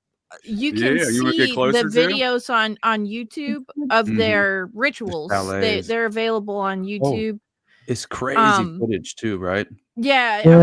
I don't know if you videos can. Stuff. I have videos. I just don't know what they are, but I have ripped videos from even when I covered this the first time. I think it's important for people if you could pull it up to see, because it's so ritualistic in nature. The colors, the garb, they stepping up to this altar and I can't believe it's on YouTube. Actually, it's kind of freaky. Yeah, I did not know any of these things were on YouTube, but be interested to see the comparisons to some of these other Knights Templar or Catholic, influences on these rituals. Well, it looks like a hybrid mix of both of those things. That's what I'm saying. Watch the videos. They've got capes and hoods and gloves. Martinists do the same thing. Oh yeah. Well, if you recall, the Martinists, the society, the French chapter of the society, the Grand Orient Lodge, and the Martinists all have an epicenter there with his name's escaped me. I think he was the heir to the. I think he was the heir to the Swedish throne, if I remember correctly. The guy I'm thinking of, at least. I'll have to get back to you. I think I sent you a note on it last week, but I've already forgotten what it was too. So no worries. Well, and not that the Martinists of nowadays are like this. I just want to clarify. I don't know what they do. I mean, I know their theology, but and everything gets perverted. So, but they are a Solomonic practicing sect. There you go. And so that's important, because they actually practice magic. And one of the days that they practice and call down these spirits is the spring equinox, which is right close to when the second event happens. So I find that, really interesting. Right when the Heaven's Gate folks caught that trip to Halley's Comet on the spring equinox. Exactly. Yep. My God. That is just like Jure, by the way, like both Demembro and Jure claimed to be reincarnations, right? Like of these insane, like Jure himself said he was Saint Bernard of Clairvaux, and right, and there you go. Yeah, and the founder of it, the founder himself, which is just crazy. But and then Demembro, he claimed past incarnations, like that they could basically, they were reincarnations of multiple entities, including one of the Egyptian pharaohs, and one of Jesus's 12 disciples was another one that he legitimately claimed. Barnabas. And, he said that he was also somehow at the very same time the Roman soldier who pierced Jesus's side at the crucifixion. Nice. And, well, he's got skills. He's a very prolific man, this guy. Yeah, no shit. And it also obviously Demembro himself claimed to be one of the ascended masters. Monotonous, I think, is the name of that ascended master. But it's very strange that clearly you had like this as I mentioned, you had like a pay to play system where like these wealthier individuals within the cult would pay for to become privileged members, and you would get specifically kind of like rituals tailored toward you, in various ways, but also you would be given this opportunity to witness these epiphanies from the ascended masters, and the visions, right, that apparently would be provided to the initiates or the initiated members, right? And apparently this is when the expert in the production of holographic images, Antonio Dutoit, came into this story, because he was providing the obviously behind the curtain, and apparently I believe it was DeMambro's son. DeMambro's son later blew the whistle on this, right? As he leaves the cult, and I believe also the alleged solar god king, the child Emmanuel, right? It's very interesting because it turns out that basically as she continues to age, she essentially just ages out of the cult in a way, and it's like, this is absolutely ridiculous. Like, I am not a part of this, right? And as she leaves, she kind of like collaborates with her brother, and essentially kind of blows the whistle on the inner workings of this sort of elaborate scheme of providing these holographic images that are supposed to obviously be this ascended master that's sort of providing you with a potential vision, which I think was also a part of the psychedelics that that were being provided. So I don't know, you consider all of that with sort of like the decorporealizing right of the transit to the star Sirius.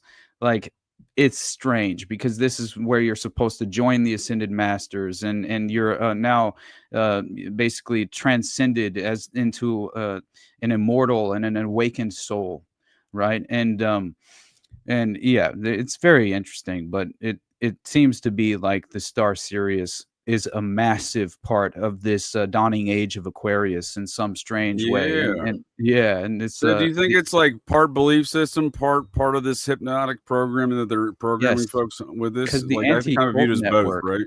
Exactly, because the anti-cult network was heavily involved in this exact moment, and essentially the European anti-cult network was basically, they firmly established themselves off of the back of especially the OTS, which I found very interesting, and basically started issuing these kind of proclamations against these new age esoteric organizations and things of that nature, which I found interesting because all of the anti-cult network seems to directly tie into a lot of MK Ultra operatives who tend to be like Rabbi Maurice Davis being one of them, obviously Dr. Jolly on West, clearly Dr. Jolly's one of them, but still, it's like we have the dark sorcerer of MK Ultra himself, right? Who's Dr. Sidney Gottlieb, who's kind of employing a lot of these MK Ultra operatives, who are now becoming key prominent, individuals and advocates of the anti-cult network, who are then going into all these scandals and cases and infiltrating and sort of just sewing themselves into the criminal trials and various things of that nature, with the False Memory Syndrome Foundation and the board of advisors, scientific board of advisors that are on that. As far as I think you're pointing out some great things here, because once these things fail and they get rolled up, then they have to come up with a new program. So the anti-cult network you were just describing, Scientology sues the largest organization there, the one that's really orchestrating all that stuff, the Cult Awareness Network. They sue them out of existence circa 1994, right around the same time. And then they get all of their assets. So then the scary thought is, real quick, when you start calling the Cult Awareness Network to get out of a cult, you start talking to Scientology, and no one knew about it for years. Man, there's so many different parallels in my mind as well to Scientology in many ways, to the OTS doctrine as well, and the way they kind of function. It's just like, that is what struck me clearly they were much more of you know, a secret society than even a cult group in my mind. Like, it's kind of how they functioned, and they were sort of just like, what is it? The Neo-Templar Renaissance is essentially what they claimed that Joseph de Membro was basically, you know, responsible for. And it's always a Joseph. right. That's too funny.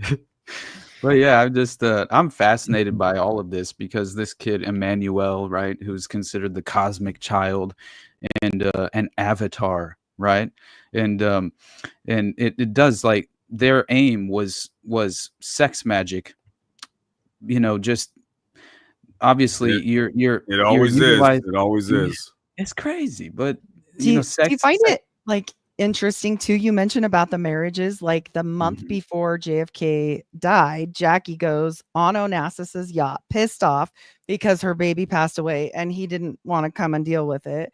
And so then all of a sudden, yeah, no, this is real. What? Yeah, twice he did this to her. Twice. Oh my God. So her sister was dating Onassis, and she talks her into getting on this yacht, which he then tells her, you better get off that yacht if you have to swim. And so I'm curious, like, if they did this drugging to her and made her believe, A, that her husband's gonna die, which hello, and B, that, you know, she actually was truly in love with Onassis, because he mentioned on the yacht to his help, which is documented, that will be my next wife. That is crazy. I did not know that. Gave her a nice diamond bracelet on her exit out, and her sister that was the girlfriend got like some little trinket. Wow. Someone put in the comments that Emmanuel means God with us in biblical terms. God is with us. Okay. God is with us. I honestly, I thought based on like what Ancient Aliens said, that the little girl Emmanuel was possessed by an alien or something like that. And that, of course, they went with that direction. But it sounds like before we started recording that you've read Program to Kill. I know JJ has too. And I think people have a hard time thinking that secret societies or occult ritualism or government programs are independent of each and that they somehow can't be connected, because people just like to put things in boxes like, oh, this is a ritual, or oh, this is a secret society. It can't be tied to the government in some way. And it's like, that's the biggest mistake you can make, is making those two things separate and independent of each other, because most of the time they run in tandem, or they're directly involved with each other. So to me, when I saw this story about the Solar Temple, it was like, what 3-letter agency is connected with forming this group? Much like the Manson family and more notable cults throughout time, they're always related to something. I would argue that 3-letter agency may in fact be the SOC, the Society of Cincinnati. All right, then. So there you go. It makes sense to me, but I mean, you're spot on there, Julia, for sure. Oh yeah, everything that you just said, I entirely agree with. Absolutely, it's something that I just, at a certain point when it's just, I do not believe in coincidence any longer, right? Like, it's just been driven out of me. There's no way in hell at this point, at this level of research, right? Where it becomes undeniable, where you have like these crazy ass political mafia Gladio ties to Jure and de Membro, where you had like basically there was even a psychiatrist who made supported this claim that the affair had a political mafia tie, citing possible links between Jure and members of Gladio, which clearly that comes in the form of Julian Origas in many ways, which is a very interesting story that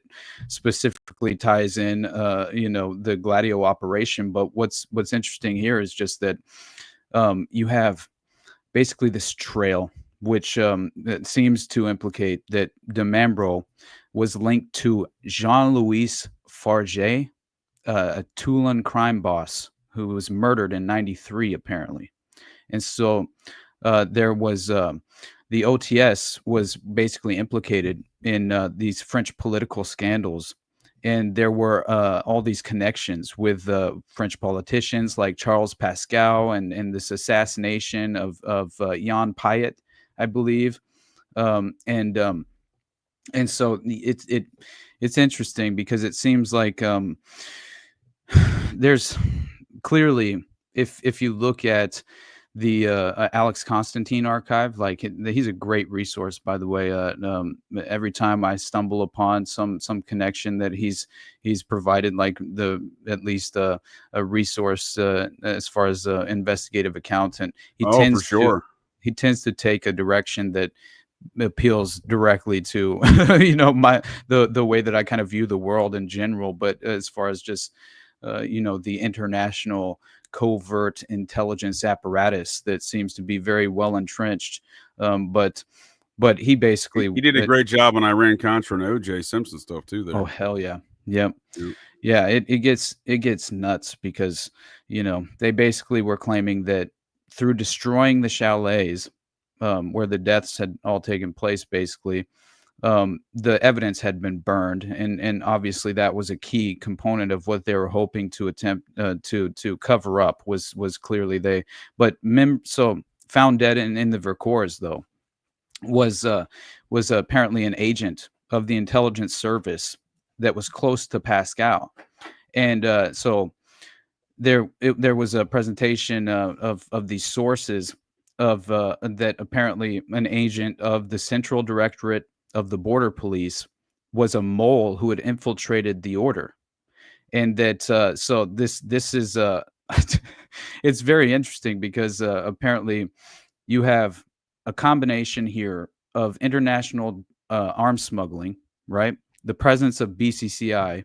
obviously, which is just completely a CIA cutout, and then you have these Canadian journalists that were followers of the Mambro and Joret, who were also killed allegedly to bury public disclosures of this gun running and money laundering at the same time. So it seems like very much like Jonestown, where they're just kind of like, okay, Operation Greenlight the cover up here, basically, right? And essentially, we have to cover our tracks here, and if we never let a good crisis go to waste, then obviously we're going to take victims of the Montreal experiments, maybe even undocumented children of some kind that you've been conducting experiments on, and then who knows why Dr. Leslie Mutu just can't count because the Guyanese are retarded.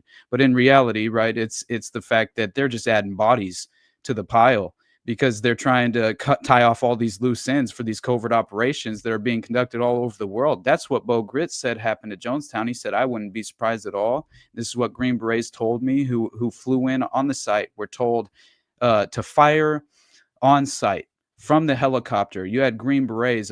Specifically, there was one individual Green Beret who claimed that he was flown into the remote location in the jungles of Guyana there to the People's Agricultural Project, and he basically was told that all the Green Berets were told to fire on site, and so he said as they flew in the helicopter, he witnesses survivors running up as the helicopter's landing, calling for help, and they fired upon them before the helicopter even landed. That was the alleged story that was told to Bo Gritz. And Bo Gritz, he said that he was told that exactly what I just said happened, that they potentially had taken MK Ultra victims from Dr. Ewan Cameron's Montreal experiments in Canada and just dropped the bodies in the People's Temple as far as just kind of like link them directly to, that's why all the body bags were already prepared and ready, and the Joint Chiefs of Staff were it's just like, man, all of this was and the site itself had been secured by the CIA and Angolan for training up Angolan rebels and shit prior to this, and Operation, was it Project Shalom or Operation Shalom, which ties in Colston Westbrook, who's a Project Phoenix operative. And this guy is the guy who set up the pipeline who comes back. He gets a call, right?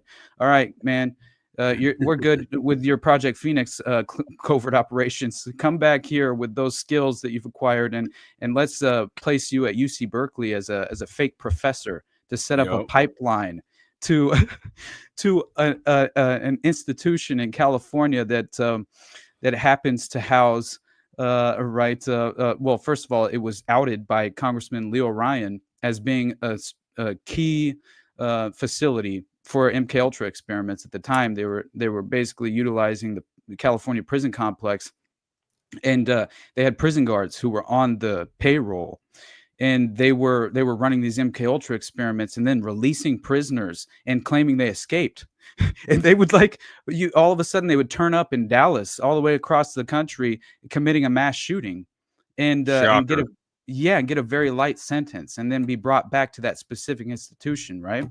And but still, it's insane that Colston Westbrook set up that pipeline that Patty Hearst wound up in visiting Donald Cinque DeFries before she was ever kidnapped, right? At that specific facility where MK Ultra experiments were being conducted. It's just don't forget the Manson girls who were in that situation as well, right? And so you look at the Martha SLA, Mitchell. Right? What was it? The Hydra, the Cobra, of the SLA, the symbol of the Symbionese Liberation Army. And it's just like, first you're of all, describing all these innate plans and details and stuff, right? When you're doing a great job at it also. But I think the one thing to consider was you're describing how quickly these folks operate is when they go into these operations, they have contingency plans, they have plans to roll things up, and they have plans to move forward. So in the event these things do happen, these things are already in place. Yeah. They just got to hit the switch, right? So, I think that's one thing I've seen over the years is folks try to, they have you're not having, you're just explaining it great. I'm just trying to, hammer home the point you're making there is these things are well developed, well established. And when shit does hit the fan, they have a number of different contingency plans in which to deal with these things. So, which is how you're describing how quickly these things roll up and operate continuously. Oh, yeah. So you're saying this is the French Jonestown, pretty much. It feels like it, but of course, I don't think it's any different, right? Yeah, I mean, the geographical designation of the group itself was obviously primarily France, Switzerland, and then French Quebec, Canada, right? And that where to was me, Jonestown, French Guyana, right? Yeah, it's yeah, and right on the border, by the way. Right, and which is very interesting because of the covert operations that they would launch from that area. Clearly it was a black site, man. Especially when you're dealing with a Belgian mercenary, right? You're dealing with this French Belgian mercenary fellow, right? Exactly, and that's what part was of a network, said, right? Like an Operation 40 or a Phoenix program kind of network, or maybe he's even part of the Military Assistance Command, right? Of Bill Colby, right? Because Bill Colby's involved in all the business relative to P2 as well, right? Exactly, and you consider he set up Gladio. Shit, what am I talking about? Bill Colby set up Gladio. 100%, and during his son testified against Orenthal J. Simpson. Just saying. During Operation Condor, I just realized that they're just naming this based on the geographical representation of this bird, right? Phoenix. Condor, you have these various manifestations of it's the same project, right? And what I realized that was happening with Condor is that they had this joint intelligence operation that they were all conducting. I forget the location where they all had the meeting to effectively, just they established the agenda in a very, strategic and they had a hierarchy of priorities that they were implementing here, and I believe that's obviously why you have Colonia Dignidad you being utilized in the remote jungles of Chile, right? And they're just like, what are they doing there? That's by the way, that's how I discovered the OTS was through the Colonia Dignidad story, which I was introduced to from Jonestown. And that's what had happened is that Adam from Deborah Gets Red Pilled, which I miss him. I always, I wish they were still doing stuff, man, because I love Adam. He was always good to me. He's a cool dude. Yeah. He's so really relaxed. The way he presents stuff is like, all right, I feel like I'm just talking to one of my friends about exactly. You know what I mean?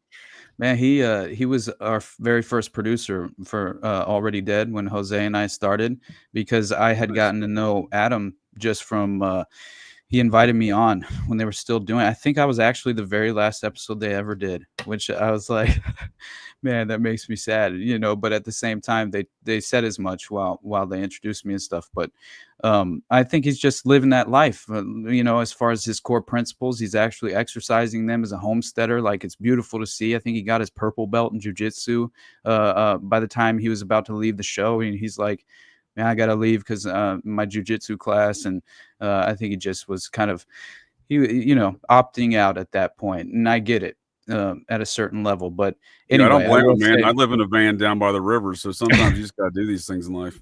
Exactly, buddy. Yeah, I very much admire it. But yeah, anyway, to say the least, he's the one who introduced me to Colonia Dignidad, because he had brought me on. We just were talking about all different you know, things that we've covered, and Jonestown, of course, came up, and then I was introduced to Colonia Dignidad. I had no idea that existed, and you know, Paul Schaefer, the pedophile SS officer who fled and with all these children, you know, and then he resurfaces in Chile, and he creates this Nazi safe haven in the Chilean jungle, and that, by the way, still exists to this day. I forget the name of it now, but it's been renamed.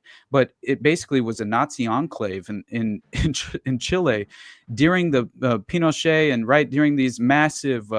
It was the CIA takeover. Pinochet was operating out of there, right?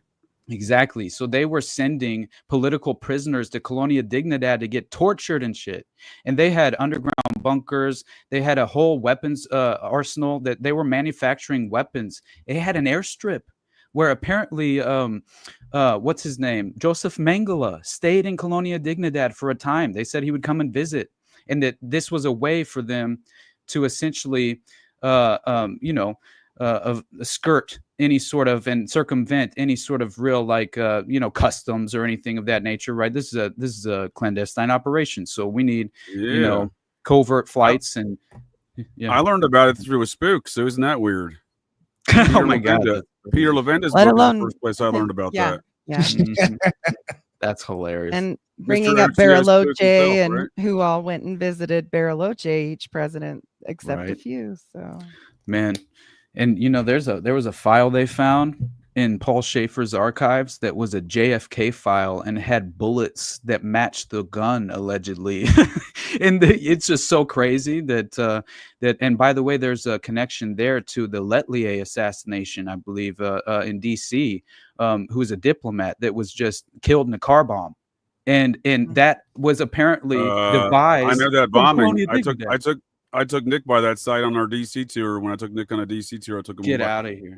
That's right by the Society Cincinnati headquarters, dude. It's literally right there.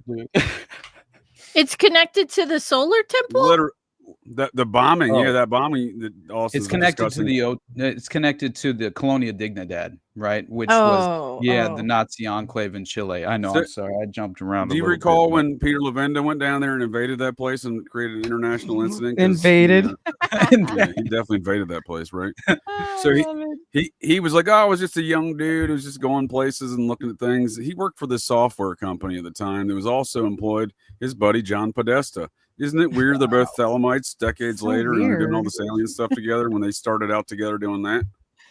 My God, I did want to ask Austin something just really quick. I don't know how much time we're going to go on for, but I just wanted to ask Austin about the third incident really quick before we wrap, like the Solar Temple, because in my opinion, it's the weirdest one out of all three. I think it's the weirdest one.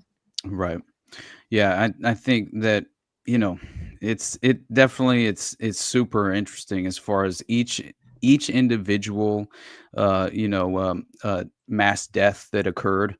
It was definitely, you know, just to me, each and every one of them seemed to provide another window into the real actual motivation, you know, that was playing out here, which I believe was just that. Again, I think that this organization itself was entirely just kind of overexposed, And I think the criminal investigations that were being conducted into Jure and DeMembro himself for effectively, he had you had members of the cult who were leaving, and they were apparently filing lawsuits against DeMembro for apparently, gaining control of major portions of their private property and things of that nature, as in sort of this way of convincing them, to hand over their assets in a strange way. But yeah, it's definitely I'll get into this third incident, because like what you have to realize too is that like the way these bodies were found in the original in Chery, Switzerland, right? It's crazy, because this is a room that had been converted, right? Hey, Sophie, stop. It's my dog. I'm sorry. Into this conference center, right? That was chill out.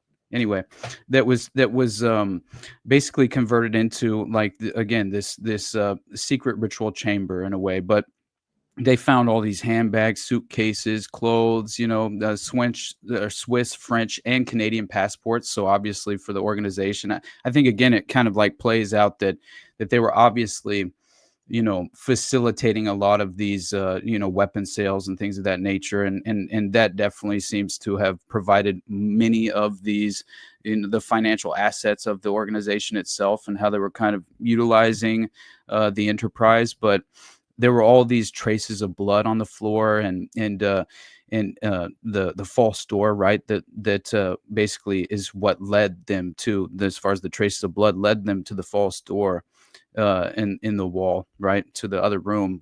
This is what I thought was worth noting. It's draped with crimson satin wall coverings, as you mentioned before, right? As far as just the way the actual room looked. And it was adorned with this Messiah-like painting of Luc Jure. And this is where they had found the 18 bodies that were arranged in a sun-like circle, right? And and their heads were pointing outwards. Inside the circle was a golden chalice on an altar. And you had these very tall mirrors that filled the room.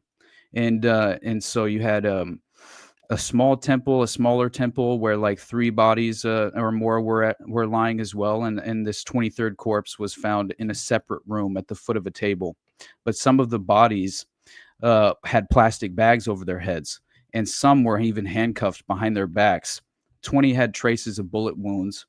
And investigators even said that some cultists had been injected with powerful drugs before their deaths. So that at least corroborates what I had mentioned earlier about the pharmaceutical, batches that had just recently been provided leading up to this, which seemed to be far more, the number of the batches themselves, right? That as far as how much they were actually receiving, seemed to implicate that they had something planned for, right, this sort of mass transit exodus in a way.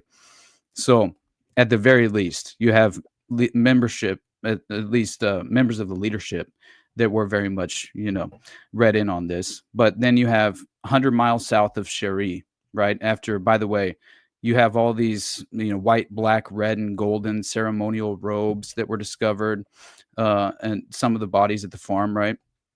And police discovered a sword, right? 3 rifles, a box of ammunition, empty champagne bottles littered the scene, and a freezer was filled with vegetables grown by sect members.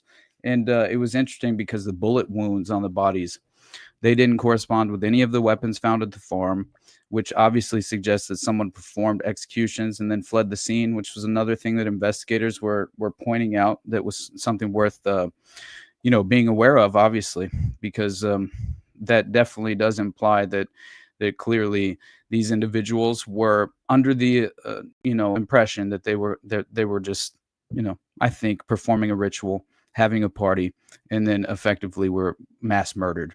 And 100 miles south of Chery, Switzerland, right? You have fires break out.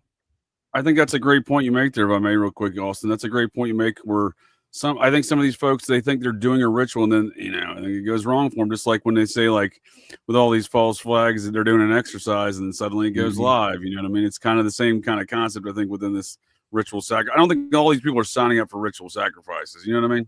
Right. No, they're being duped. Yeah. They're being duped is what I'm getting. And they're being told it's some sort of ritual they're participating in. Then, oh, whoops, a daisy. We right. No, definitely, man. That brings up a good question. A question that I had earlier, kind of with the first one. I'm not not trying to like take away from this third one. Mm-hmm. But Saint Casimir, by the way, I promise you, I'll talk about it, Julia. Sorry, Nick, go ahead. Just even like looking at how I think blackmail and rich people, could there really have been no outcome from the sex magic except for blackmail? Yeah, that is like. Yeah, I think that's part of it, right? It's the whole. I call it the whole hog effect. If I may, they're all saying it's called the whole. So I just don't want folks to get. That's a great point because folks get concentrated. Well, they were doing this one thing. They're doing all of the things, right? They're doing all of the things. They think you gotta have sex to make this work. They'll do it. They did. They said that. He said that they had to charge it. Yeah, whatever. So. For sure. I think that's a great. Yeah, that's definitely part of it. Yeah. Now go back. I just when you get into the third event in 97, right? I think it was March of 97 is when it actually occurred. But yeah, this is where you have, they burned down the house with them inside, which clearly is another example of just entirely destroying evidence. I think was a major component of what they were attempting to achieve here. And it goes without saying, honestly, as far as the incendiary devices that were all strategically placed, and as the investigators found, who were honest in the beginning of the original, just kind of responding to the scene, they 100% discovered undetonated, incendiary devices that were intended to entirely destroy the rest of the evidence, and that would have, I think, effectively covered up a lot of the questions that that the public had following the event, and so, but yeah, there were. May I ask a question? And I do apologize, Julia, because I think you were correct earlier. What was the date on this, sir? That March 22nd, 1997 was. So this was the same date as the Heaven's Gate. My God. That's what I thought. There was something with the solar temple and the Heaven's Gate being on the same fucking you are correct, man. I was conflated earlier with 1994 and stuff. Maybe I got lost in an ornithology Simpson wormhole there. You're good because it was September 94 when the Morin Heights Cherie and Salvant fires broke out so we're talking the end of these activities, and that is the precise same date as Heaven's Gate. So these folks they caught a ride on Halley's Comet. Well, that's why I said there's no way. Maybe we're the ones who are wrong, Julia. Maybe they're all having a good time right now on Halley's Comet. They've become ascended. Yeah, maybe. They've become ascended up my ass. Oh my God. I mean, there's no coincidence though that those two things happened, and they had such similar. For sure. But anyways, go ahead. Can I make one point on all that similarities and all these other things? And I don't want to cut you off there, Austin, but I do want to. Whenever you're done, I would like to bring it all back. My comments on the society and Operation Pac-On and how it connects to all this stuff. I would like to bring, because it doesn't sound like it should, right? With all the French stuff, right? But it literally does. It literally does, dude. I'm very interested now because as much as I'm aware of PatCon just essentially being the right wing version of COINTELPRO, it's obviously and also I think it's very interesting that the timing of it all, right? The total information awareness objectives that we're playing out, the continuity of government that's leading into the Patriot Act. I forget the precursor to the Patriot Act that passed just after the OKC bombing. But that was all PatCon that staged the precedent-setting operations that clearly led to that dystopian framework being implemented and called for. Right, problem, reaction, solution is the name of the game. And just too often, right? I consistently. So we're describing elements of the same beast here. When I say these are connected. So, did you have any more on the third incident? Because I didn't want to cut you. Yeah, because I want to hear more about it. I just didn't want to cut you off because Julie was definitely correct there. That this is literally the same days as the Heaven's Gate situations popping off in San Diego. That's fascinating. At a home connected to the 9/11 folks, the 9/11 terrorists. Jesus, bad. You know what's hilarious? They rented it later. You know, they were like, I got to get in on some of this alien action here. You know, before I do these bombings, I got to do this alien action. I have a note card that I pulled up. All right, you can't read it, but it says OTS notes, and it's just a little bit. It's like 4 notes that I had written down. Dude, that's a lot of words there. Though. That's some good notes. It's just one little note. Dude, if you looked at my space, I look like a psychopath.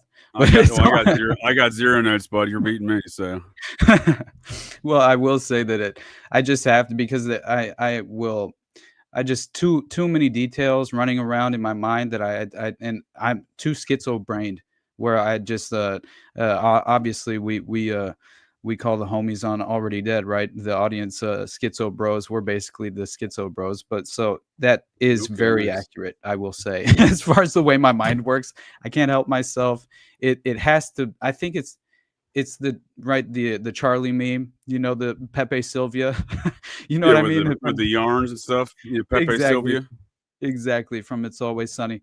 And that is effectively, I think, how your mind has to function in a way in order to kind of even breach these subjects and in an objective way, to where you're at least pursuing some legitimate, let's say, just at the very least, I'm always attempting, as I said in the beginning of this, to reinforce and corroborate as much evidence as possible, because I don't want to sit here and make allegations if they're too far reaching. Although I will say there are moments where I'm purely being speculative. I try and always be honest about that.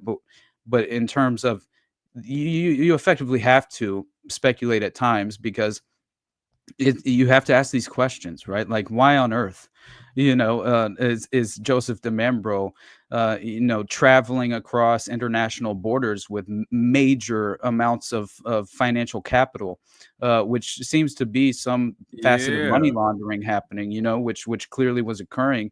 And like, if you're not, so is he repping some Vatican bank interest? If I may just ask, what do you think there? Vatican bank interest with this guy, or is he doing mafia stuff? What's he doing? I think the fact that he is tied so directly into, and I do think that you have, again, the unholy alliance playing out. There you go. Gladio, like you really do have that playing out here, and so I think that because he's representing someone's interest, right? You got the other fellow is doing, like I said, he's got a lot of Society Cincinnati stuff going on around him. So, and then you got this guy representing some other interests, like the mob or the Vatican, right? Or something in between, perhaps. And what is P2? I mean, what is Le Cercle? Like they're directly affiliated with the Vatican, and I think that the Vatican Bank finances a shitload of these organizations, and that's where they wash a lot of the money too, right? And I didn't realize that with what's her name? Oh shit. Catherine Austin Fitz? No. Oh my God. She's a big world banker, talks about all this money laundering, washing and stuff. Right. But Mother Teresa, right? Oh, so she talking about banking stuff. What's she doing? She's directly affiliated with child sex trafficking and laundering the profits through the Vatican Bank, which I didn't realize. She did money stuff, huh? Yeah. Mother Teresa directly affiliated with George Bush Sr. and even had an orphanage connection to Hillary Clinton. And I didn't realize this, but that makes a lot more sense considering the Laura Silsby stuff and obviously just the Haitian children scandal and what it's even worse than that. I mean, I found out recently. Those are the Haitian children that Hillary Clinton allegedly eats. Right. Yeah, exactly. Yeah. Frazzle drip. The ugliness of her inside definitely matches the ugliness of her outside. Mother Teresa looks like a fucking scraggly ass cigarette butt. And there is no way you look like that. But think about it. It's like there's all of the crimes that she's committed against children. It's all over her fucking face. Look at her. Yeah, man. Look at her. She looks like a demon. Yeah, she looks like a demon hag in a fucking nun's outfit. Yeah, 100%. But and consider what she represents, right? Now that is a perfect example of the inverted moral landscape, right? Like this. No shit. What in the hell?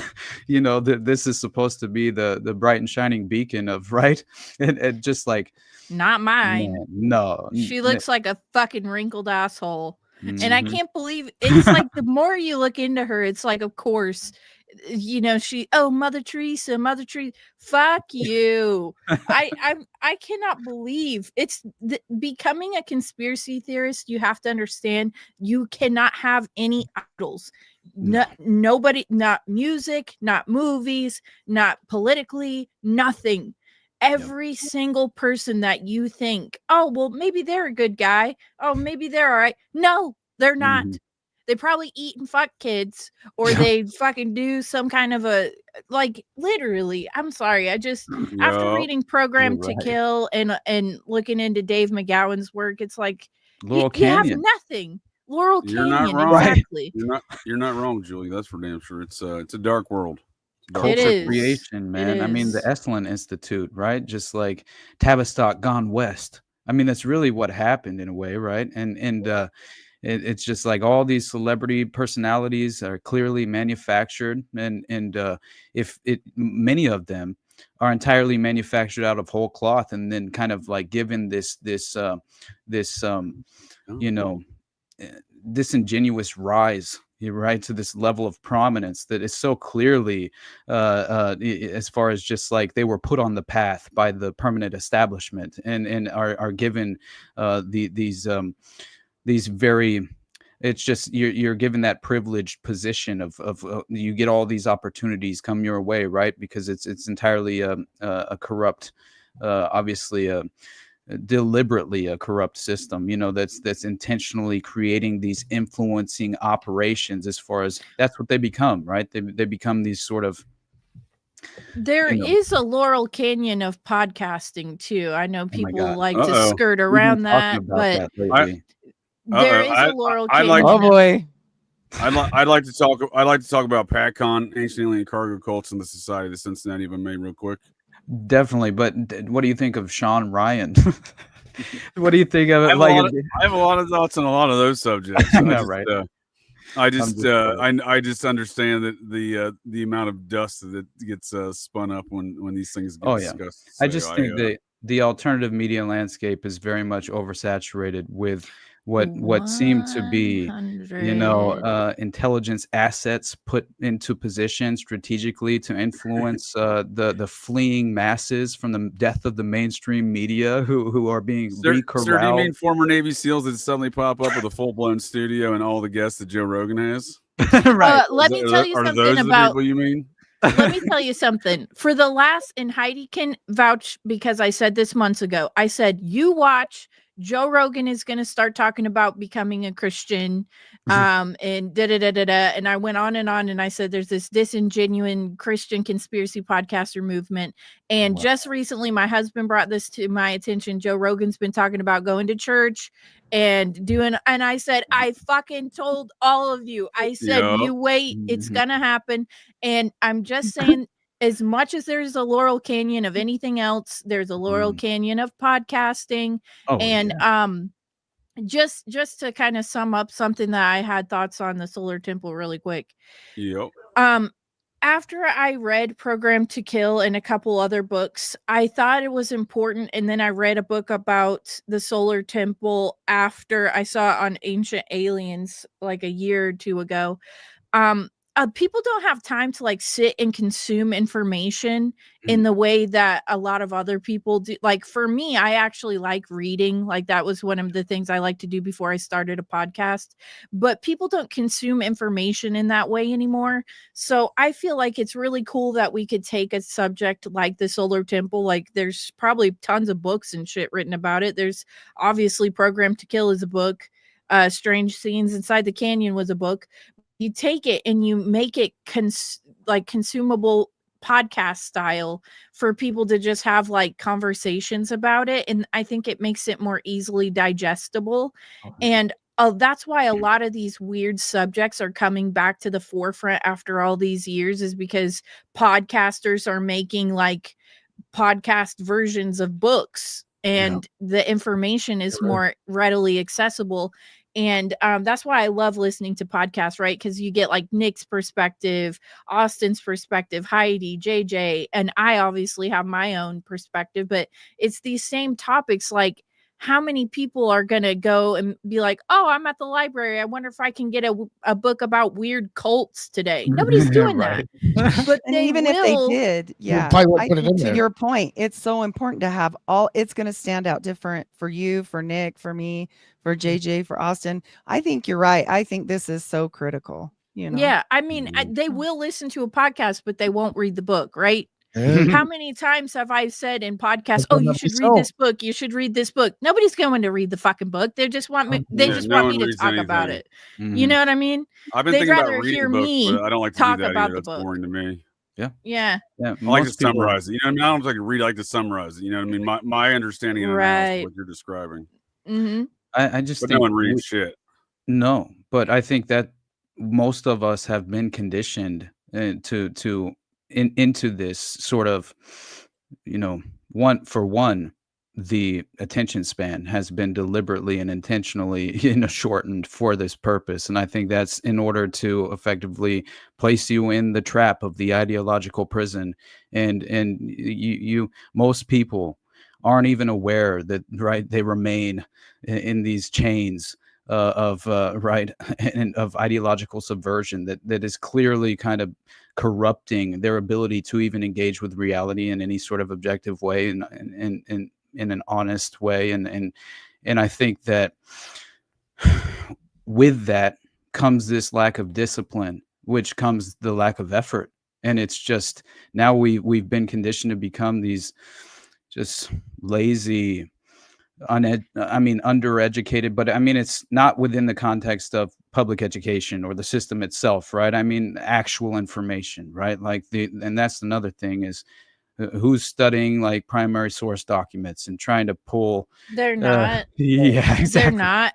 I mean, I'm a 90s kid, and I remember like so looking forward to this stupid fucking book fair and like actually getting books and shit and like asking my mom for money to like get books at the stupid fucking book fair. Like, I think the 90s kids are like the last generation of kids who were made to read in school, and like you would have homework of reading this book and like coming back, and like I loved that shit. And I still to this day I'll be like, oh my god, I found this book about, I mean, there's a bookshelf behind me, my husband's collected all these books. But I think, I mean, podcasts are just like people talking about interesting books and shit that they've read that other people are not going to read. And I think it's very important, because if you can't Google it these days, it's just like, I guess the information's not out there. Like, right. Okay. Yeah. Exactly. I've had people on the show that's what they do for podcasting is review books. Yeah. I mean, it's important, I think. Oh, yeah. But anyways, I didn't want to tangent too far. I just wanted to say I do think that the Solar Temple is one of the subjects among many that have been documented throughout time, but it's just coming to the forefront now because people don't go searching for this information. They're not interested in reading stuff. They're not interested in, diving deep into weird rabbit holes about stuff like that. So, but some of that's intentional, right? It's the magic show. Pay no attention to the man behind the curtain. Yeah, exactly. Right. It's just two weird French dudes who had a bug up their ass, right? Who murdered a bunch of people underground tunnels. Like that's what they want you to believe is they just set a bunch of random idiots on fire. And it's it's their fault because they were part of a cult. You need to tell me that's not actually occurred here. Oh no, the same with Heaven's Gate, the same with a lot of these cults. They want you to believe it's a lone nut, right? Who starts a cult and murders everybody. And that's just the end of the story. There she wrote. I got so many ideas on Heaven's Gate. I mean, you want to talk about mind control? They called themselves Guinea and Pig. Yes, I know they did. What are you talking about? Doe and T, all these weird fucking names. Yeah. They came from mental hospital, right? Yeah, they did. Yeah. Those people Bonnie Nettles. Yeah, I fucking know all about the Heaven's Gate assholes. And in the end, it's more occult ritualism. Shave your head, become androgynous, castrate yourself, And now poison yourself. Wear Nikes, gives a whole new meaning to just do it. Okay. How much do you think Nike paid to get in on that psyop? How much do you think Nike paid to get in on that psyop? That'd be a good marketing. I mean, come on. No PR is bad PR. Everyone still talks about them black Nikes. I got my own pair in my closet here with my purple. I've talked about the Nikes before. Okay, the same way that they promoted the fucking Nikes in Forrest Gump, the running shoes. Yeah. Nike shows up on all kinds of weird places if you're really looking for it. You mean the ancient Greek god? Is that what you're talking about? Yeah. Well, just saying. Solar Temple did not get off the hook for me as just being like two fucking weird French dudes that set a bunch of people on fire. It cannot be that simple. Not at all. There's no way, in my opinion, and there was a letter, by the way, that was clearly, it was written after the fact. It was supposed to provide a motivating factor for the murders, right? That was discovered, and it's really strange. It essentially, and by the way, there's an anonymous. This is a clue, right? As far as these two anonymous letters that were sent to these Swiss newspapers, and the first was a 22-page document that said the deaths were an act of transition from this world and gave sufficient details of the order's activities to make clear that this author was apparently deeply involved in them. So obviously insinuating that he's a member of the OTS. And it's interesting because obviously if you look at these letters and also consider the fact that the envelope was analyzed and it showed that it had been posted in Geneva at 11 a.m. on Wednesday. And this is long after the fires had been put out, right? So it's an interesting timing, to say the least. And you have the author who apparently was attempting to delude investigators into thinking he was part of a suicide pact. He wrote, "To everyone who can still hear the voice of wisdom, we address this final message. It is with boundless love, unspeakable joy, and no regret at all that we leave this world." That's coming from Joseph DiMambro. This is anonymous. Anonymous letters sent to Swiss newspapers. Supposedly from the cult, right? This is the claim. Yes, is it's see this. This is another thing that makes me think this is all just set up bullshit. Exactly. Because it's like they got to make this scary letter. Like, oh, I'm peeing my panties now. They sent this fucking letter about so long farewell. Avita saying we're burning ourselves. Like, this doesn't make any sense to me. They have to have like some scary letter that they send. Like, we did this to ourselves and then you really look into the forensic medications and what they got poisoned and shot in the head. And okay, who wrote the letter? Which one wrote the letter? Because they were all murdered. Exactly. You know what I mean? And that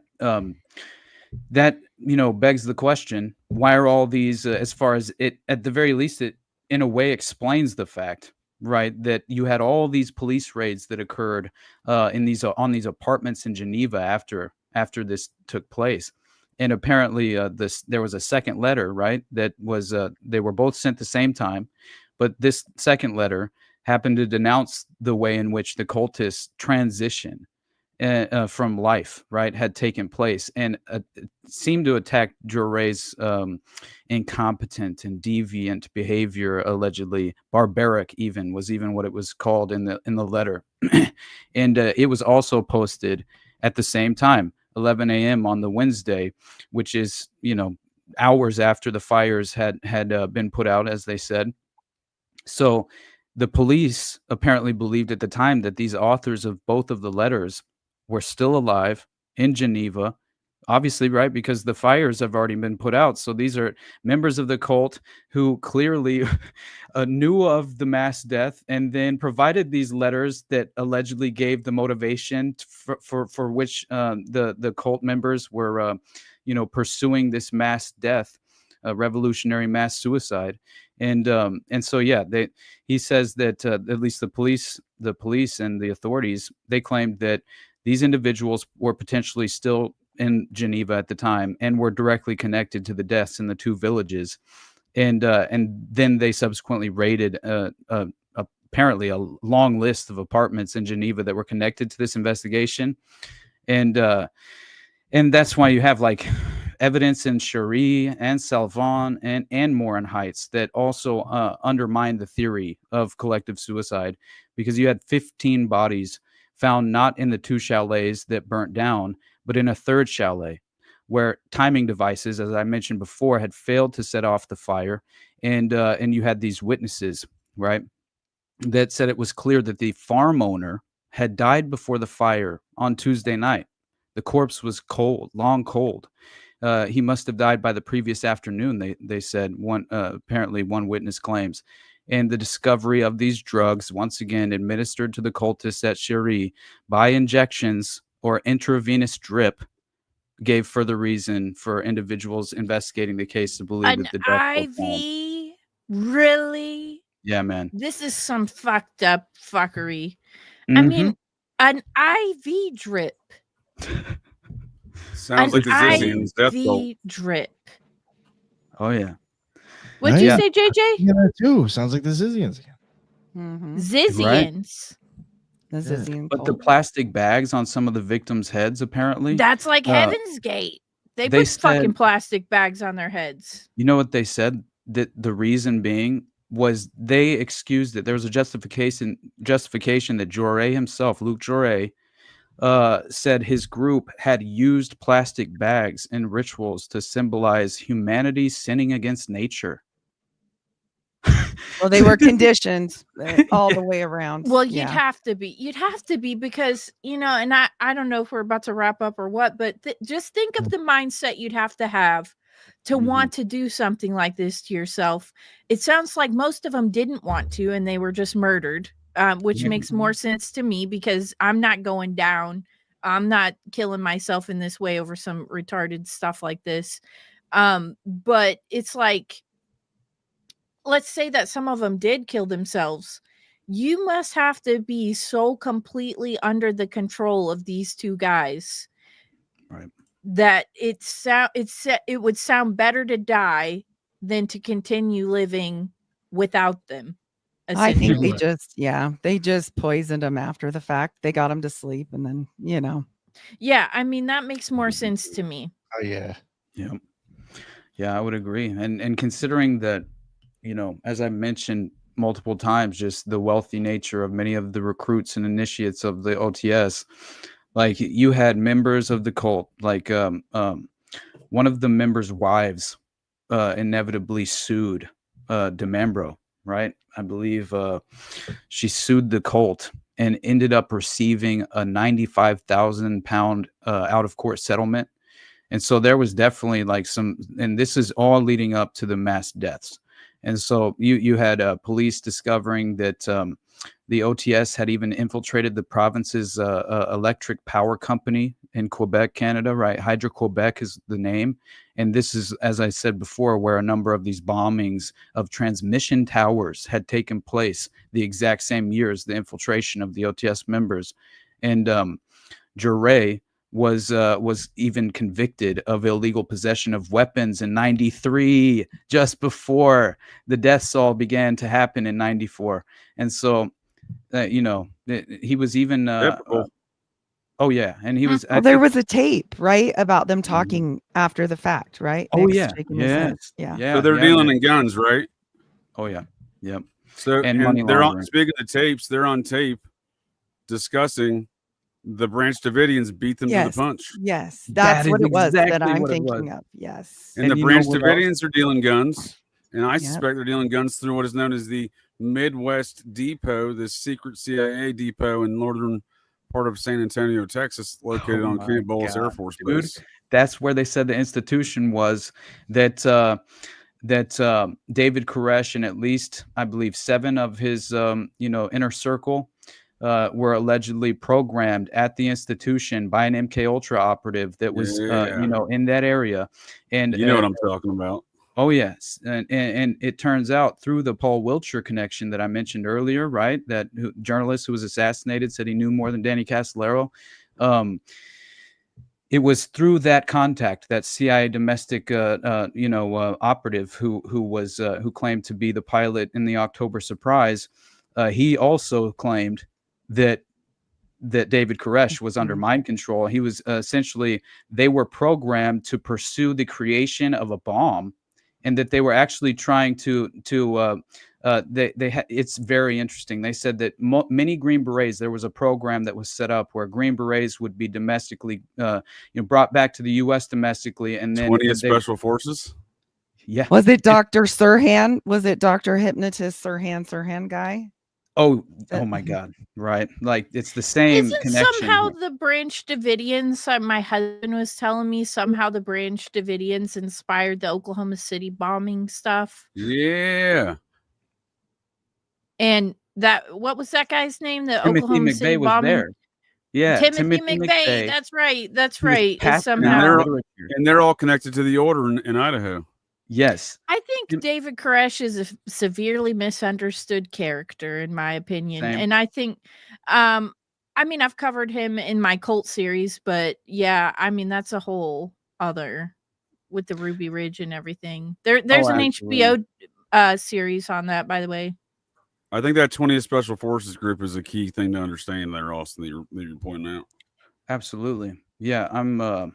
There's this fascinating, cavdef.org, George from Cavdef. He's super cool dude. He has provided quite a bit of the resources available at cavdef.org, that as far as like he's put together a very long list of, let's say there's one on mind control programs, there's one on the Son of Sam, even just right, that goes into very deep levels of research. It's a great resource, but this is where I first discovered the alleged connection, right, between the potential mind control wrinkle to the Waco siege, which just blew me away. Because Waco was one of my red pill moments. I'm very much it was really Ruby Ridge, Waco, and OKC that woke me up. That I related so much to Sammy Weaver, right? Sammy Weaver, the little boy out on the farm with his dog and his gun, and that's how I was raised. I grew up on a 35-acre farm in Northwest Arkansas. It was just like I related directly to this. And sure, a lot of these activities in that region, right? The region you're talking about, where you grew up in. Exactly. And it's really just a perfect window into, the very least, what your government is capable of, right? And it's kind of the way that I look at it. But David, and there was all those Special Forces guys you're talking about throughout all this stuff, from Fort Bragg operating through the 20th Special Forces group, like the infamous Mena, Arkansas pilot for the Medellin cartel trafficking of Iran-Contra coke into America. Barry Seal, likely member of the Society of Cincinnati, member of the 20th Special Forces. So crazy. So if you were going to give the Solar Temple a rating from 1 to 10 jock straps of how connected to, let's go 10 jock straps. You're going 10 jock straps. I'm betting the bank. I'm betting 10 jock straps. All right. I'm gonna bet 8 jock straps on the Solar Temple. I've heard crazier, but they're up there, right? They got to be up there. They got connections. They got weirdness. They got burnt bodies. They've got 3 different, events happening over the span of a couple of years. I'm going. Don't forget, they're on both sides of the pond. They're on both sides. They've gone international on both sides of the pond here, Julia. They're very prolific. All right. Yes. I amend my rating. I'll give it 9 jock straps. Nick, where are you? 9.2. If you had to rate it, give it a rating. 9.2 jock straps. Let me. I gotta go piss. 7 or 8. Go piss real quick. I'll be right back, and then I'll give my final thoughts on that, and I'll be right back, guys. Okay. Appreciate it. Weird. What did you say, Nick? 7? I think it's 7 or 8, and the reason why it's getting a lower rating is because I do think it's probably intelligence behind that. I think if there was actually organic, I'd be like, oh, that's fucking crazy. Yep. You What make about a you, solid Heidi? point. I'm Go, going to Nick. redo my vote. I'd like to redo my vote. I'm going to downgrade them for being French. So I'm going to give them a 5. Oh, I'm geez. gonna give them a They're getting a 6 French because downgrade. I am certain if I study hard enough on this, Bouvier is gonna come up because of the French connection, and this shit is gonna go wild. So that's you're my guess. you Challenge said you're giving accepted, them a ma'am. 5? Challenge accepted. Yes. 5 to jock straps, Heidi? Yes, I yeah. said 6. Yeah. Oh, you said I'm going to 6. go. Actually, Okay. I'd like to offer a new. Oh, he- I'd like to redo mine. To give them 0 jock straps because they're French. 0 'cause they're good. Just because I'm just saying there is some fuckery about. There is so many. He's mentioned in other podcasts that I watched prepping for this. He's mentioned some people that he didn't go all the way up the line, like Thane Eugene Caesar, and I'm like, keep going. Go People in further the back, comment further back. section also Yeah. should rate. People in Yes, the comment there you section go. need to rate 1 to 10 to jock straps for the solar temple. Just curious what the listeners think out there because I'm There you reading Let's the get go. comments. Austin's jock strap review. Yeah, Yeah. Austin, Yeah. the jock strap 1 to My 10. God. So I think we're at I mean, definitely I'm 10 out of 10. I believe this was Operation Gladio all day long. And I think that sure. Again, as I said before, like for who is DeMambro crossing borders with massive sums of money? That's one major question. Onassis. That no one, yeah. And also like we have like 2 French policemen who were stationed in Animas, right? The alleged assassins who basically were supposed to have been involved, right? In essentially what happened was there was Charles Pascal, right, was directly in as far as a few days before the Vercors massacre, right?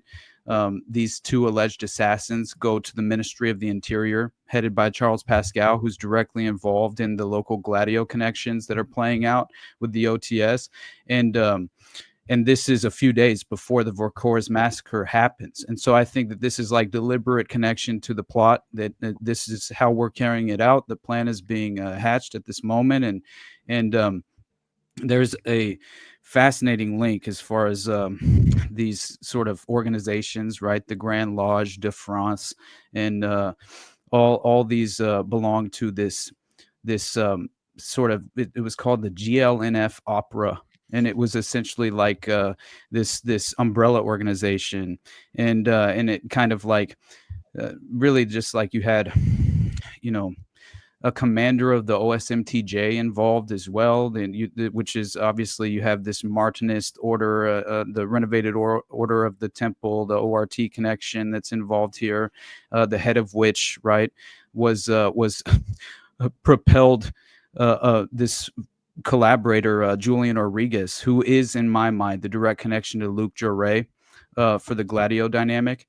And that's what I find so interesting here, right, is that you have essentially, with Julian Rodriguez, his background is so strange, right? And he's connected in with essentially you have like the rectified Scottish Rite that's involved,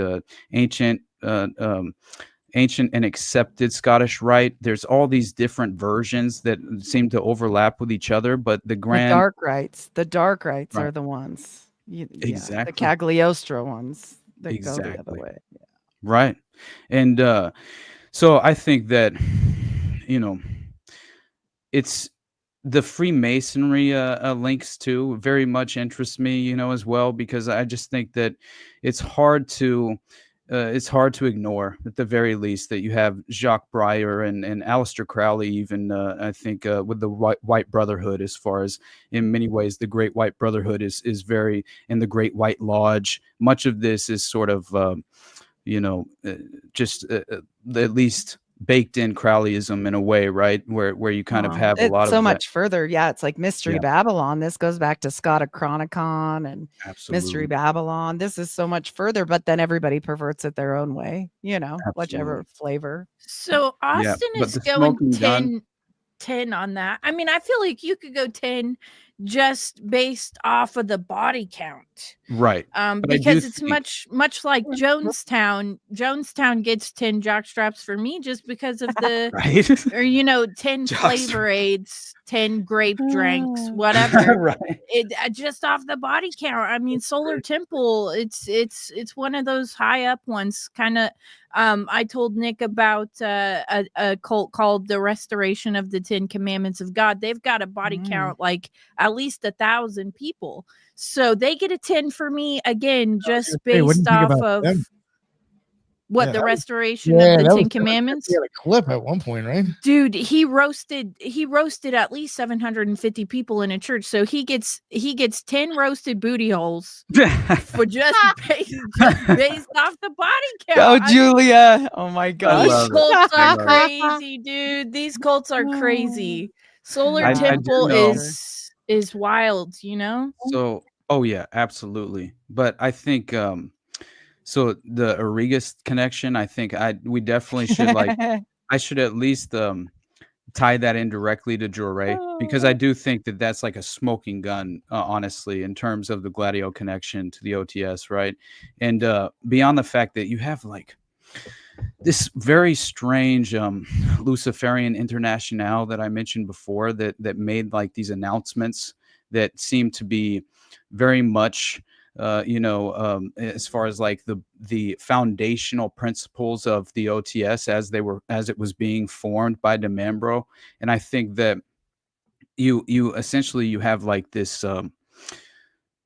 you have basically where the Green Order, they make this announcement, right? This Luciferian you had not only the Green Order, but the Grand Lodge of the Dragon, the Celtic Brotherhood, apparently, the Aryan Order, the Sons of Fire, and the Lucifer Gesellschaft, which was the Luciferian Lucifer Society that was based in Cologne at the time.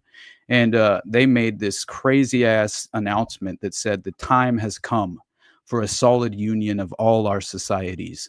It is high time that the sons and daughters of Hyperborea raise the flame of the new times and of the divine Superman, heir of the Grail and of the Boreal crown. From Shambhala, the holy city of Agartha, comes this polar message: unite. And then you have these representatives of the Luciferian associations who met in Brussels in 1975. And this is crazy because it even has like this, what was, they claimed was in order to seal the charter of unification of the legions of Mithras.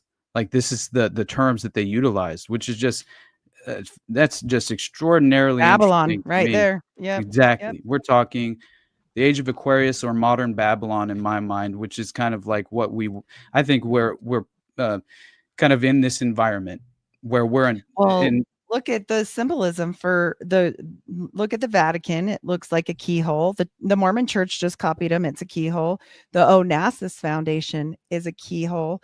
Go look at all these things. They all have the same information. They're just in their own factions. It's the mob. Right. Absolutely. And I'll wrap up real quick, Nick. I'm sorry. Yeah. It's this part right here I think is worth mentioning because it's the Age of Aquarius is upon us. They are at the very least attempting to kind of usher this in more ways than one. Luke was into that idea too, wasn't he?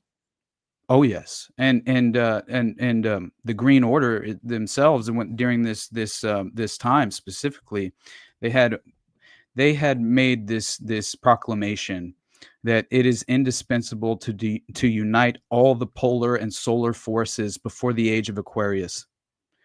And the new man, the Superman, must be ready to take the destiny of humanity into his own hands, because when the most critical moment of the Black Age comes, there will be only one people left to carry the flame: us.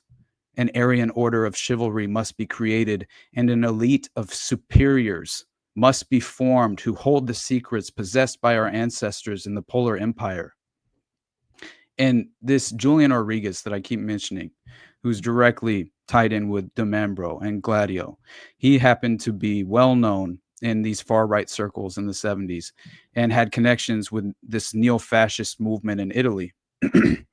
And So it's Gladio instantly, because in addition to the Green Order, Origus happened to be a member of, by the way, he also was a member of the International Luciferian, right, which is just Luciferian International, and the Center Templar de Turis, I think is how you pronounce it, but it's Historique, Philosophique, et Esoterique, right, which is just basically how it was pronounced as far as the organization in this. It's interesting though, because the Grand Master of this Swiss branch of the OSMTJ, right? OSMTJ, if you don't know, it's the Sovereign Military Order of the Temple of Jerusalem, which is interesting considering Joseph de Membro's connection to Israel. I also did find important, but you had these essentially you had members of this Luciferian International who were trafficking weapons in connection with P2 that was headed by Licio Gelli at the time, and what he was utilizing Julian Orrigas for much of these covert operations. And so that you had all these raids carried out, right, by Italian authorities at Lucio Gelli's place and everything, but it inevitably connected back to the OSMTJ and the formation of these strange Masonic allies, and right, but the smoking gun comes in the form of, in 1981, right, Orrigas becomes acquainted with Luc Jouret, Belgium ex-military official with ties to Gladio. Right, so that is Orrigas, who Jouret was also happened to be a friend of this Italian fascist linked to Gladio by the name of Claudio Muti. Muti, follower of Franco Freda, one of the leading neo-Nazi and neo-fascist intellectuals of the post-war Italian far right. Freda belonged to the MSI, which was a neo-fascist political party in the Italian social movement, and he began to criticize its leadership, and as far as saying that it was taking on this Nazi Maoist inclination. But it turns out that you have this strange, group of R, right, AR, based on the philosophy of Julius Evola, and managed this far right library. Freda described himself apparently as an admirer of Hitler, and he participated in the activities of the Ordine Nuovo, and was convicted later, acquitted even, for lack of evidence for involvement in the Piazza Fontana bombing. So clearly we're talking about that paramilitary underground that I had referenced earlier, with the Wackenhut connections to all of this. And so the final point here is that from a very young age, Muti himself, which again is Claudio Muti, directly linked as an Italian fascist to Gladio, friends with Jouret. And it turns out that Muti, he joined the MSI, but was expelled, and then joined the Grec member Jean-Francois Thuriart's Young Europe, GRECE, also known as the Research and Study Group of European Civilization.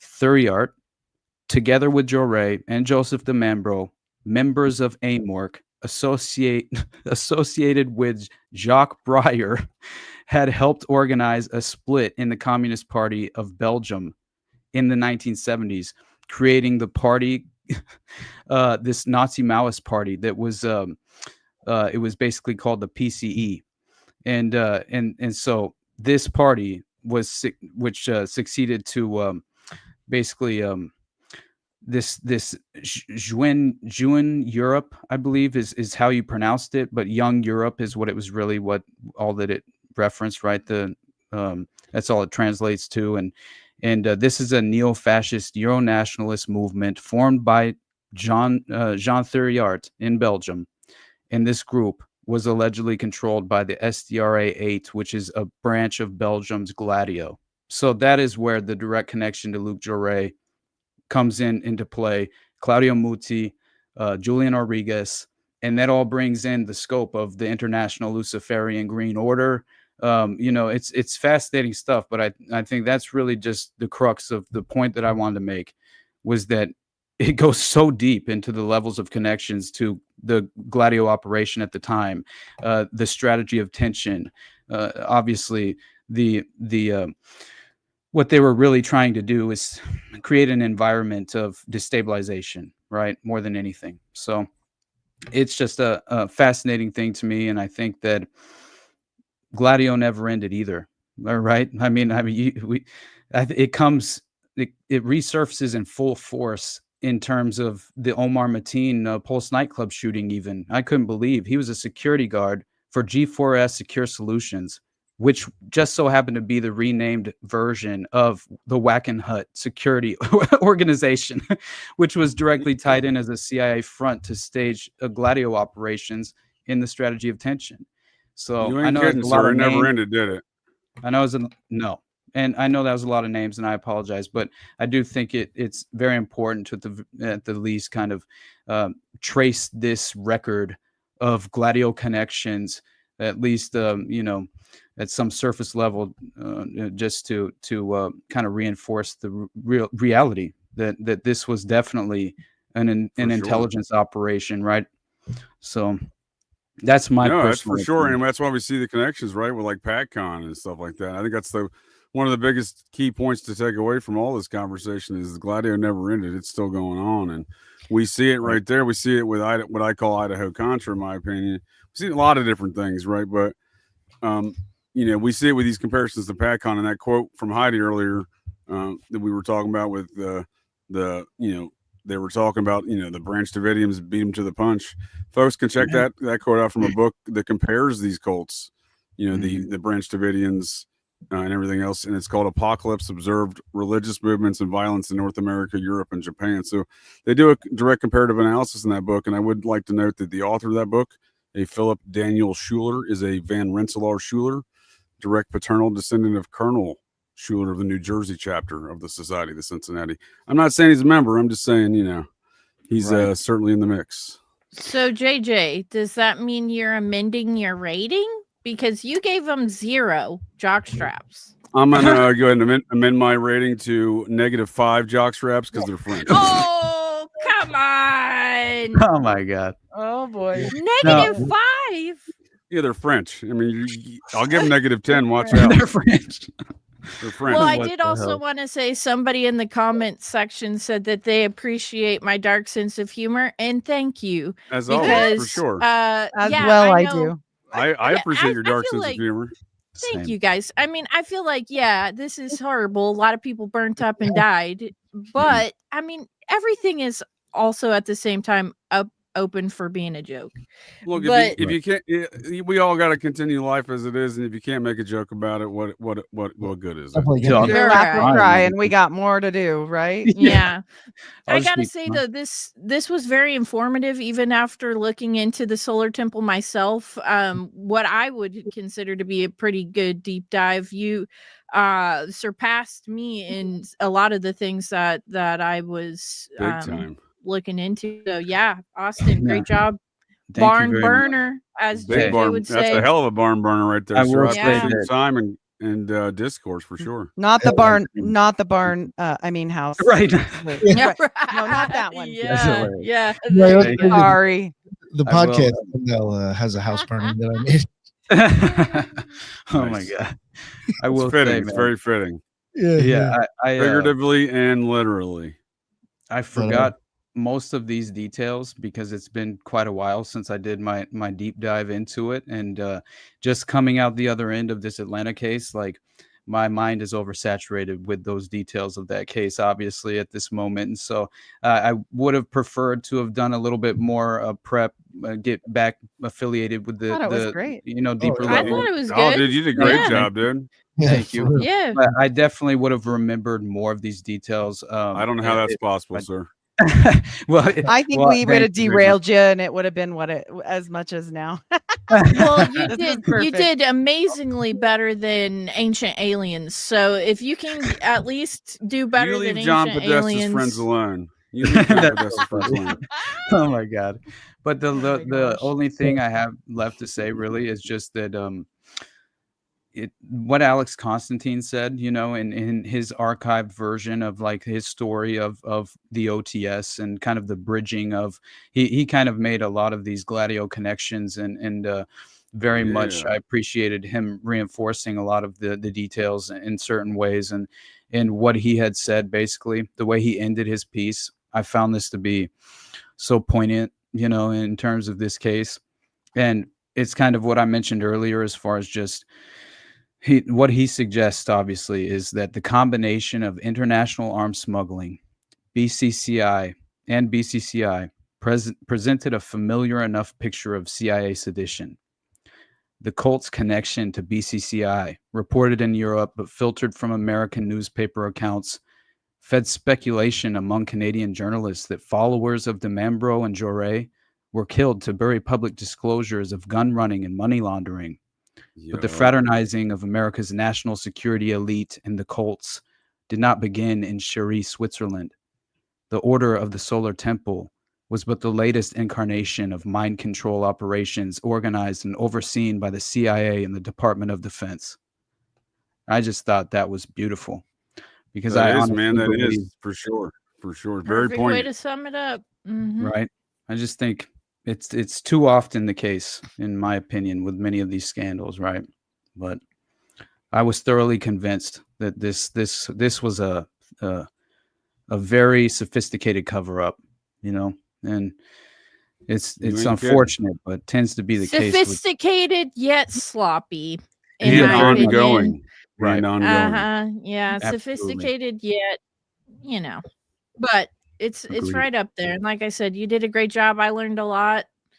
And I'm sure I can't speak for Nick, but I think he dug into some shit that I was not even aware of. That's why I said, instead of covering it myself, I'll just have him come on. Thank you, Nick, by the way. I really appreciate you, brother. And JJ, you as well. And Julia, Heidi, like, it's really nice to meet you guys officially. Like, I've known of you guys for quite a while, but I was looking forward to this, because I was hoping, once again, like, the more interaction I can have with like-minded people like yourselves, like, I'm so grateful for this. Like, it's, you know, it's something that gives me purpose, man, you know, and that's very, definitely, in this moment in time, everyone should be desperate for this. And I think that most people are. And this is the reason why they're subconsciously acting out in many ways, right? Because they might not be entirely aware of this. But yeah, anyway, I just want to say thank you to all of you guys, and I appreciate you guys, you know, for giving me this opportunity, of course, man. Yes, sir. I appreciate your time. I got a couple tabs open that every time we talk, or I listen to your all show the other day, I got a couple tabs open here to check out. So, and I'm definitely looking forward to our conversation here in the future on Operation GCD. Awesome. I love meeting new conspiracy friends. Shit, I met my husband conspiracy podcasting thanks to Nick. So I mean, Nick's the matchmaker for you and Colby. Right? Oh, there you go. Nice. I mean, you never know who you're gonna meet. And honestly, I just wanted to say, to your point, it's great to be able to connect with people on you know, that are on the same page. So yeah, love the conversation today. It was great. Thanks. But she still loved it. She still loved it. I loved it too. Thank you so much. Before JJ, you want to? Oh, all right, Julia, you want to let everybody know? Out. You want to try real quick, just to let everybody know where they can find you? Cosmic Peach, thanks for having me.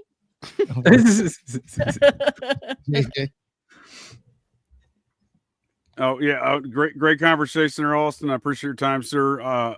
JJ Vance, Operation GCD. Not the vice president. Got Fridays tonight with Phil Z. That'll be an epic barn burning kind of conversation right there. And Julia, I hope you bring your dark humor to the review of Ghost Story next Wednesday night on Operation GCD Live. You can count on it. You can count on it. Heidi, always appreciate the time, ma'am. And look forward to our occult and esoteric review of So I Married an Axe Murderer, one of my favorite films. That's coming up in 2 weeks on Operation GCD Live. Nice. And then Operation GCD Sundays this weekend here. I got 8 p.m. Eastern Standard Times, or Daylight Times, whatever the fuck that means. I don't know the difference. It's going to be the Legends of Nathaniel Bar Jonah, and that's the homicidal, kid-diddling, cannibalistic, psychopathic serial killer whom I came face to face with in 2001 in Great Falls, Montana. And may or may not have served me human meat burgers at the Hardee's. Oh my God, man! Human Asperger. A lot of comparisons around the cold activity surrounding this man in Great Falls, Montana, to the Son of Sam process activity in Minot, North Dakota, because the two cities are very similar with the same Air Force bases and the same missions in both locations. So Detective James Remind Rothstein made that me connection. to never right? go to Hardee's. Absolutely, he's a legend right there, isn't he? I'm a Legend. big fan Jimmy of his research and work and what he's accomplished there in Jimmy life. Boots, man, he makes me cry, man. I'm not even playing, like reading. Anyway, I won't get into it. But thank you guys, I appreciate you. Go ahead, keep going. I'm sorry. No, I appreciate everyone's time. I was just wanted to throw in some plugs there because again, I appreciate everyone's time, and I got some good shows with the Occult Rejects coming up, and Nick obviously will be there as well, and a couple of those at least. Awesome. Okay, and Heidi next. What is going on? I am Heidi Love, Unfiltered Rise Podcast, everywhere podcasts are served, unfilteredrisepodcast.com. And that's where you can find me. Thank you so much, Austin, for your presentation. And to all of the Occult Rejects and Boss, thanks a lot. Jen's not here. I have to to say, you got to fill in for Jen the Wizard, right? You got to do it. Thank you. Got to represent. The organizer, hey, that's enough. It's a lot. Austin, please let everybody know they can find all these, brother. Man, again, Nick, thank you, brother. I appreciate you having me on for this. And yeah, I really, the Underclass podcast obviously is my show, and I have a show every Tuesday night at 9:30 Eastern time with Jose Galison from No Way Jose.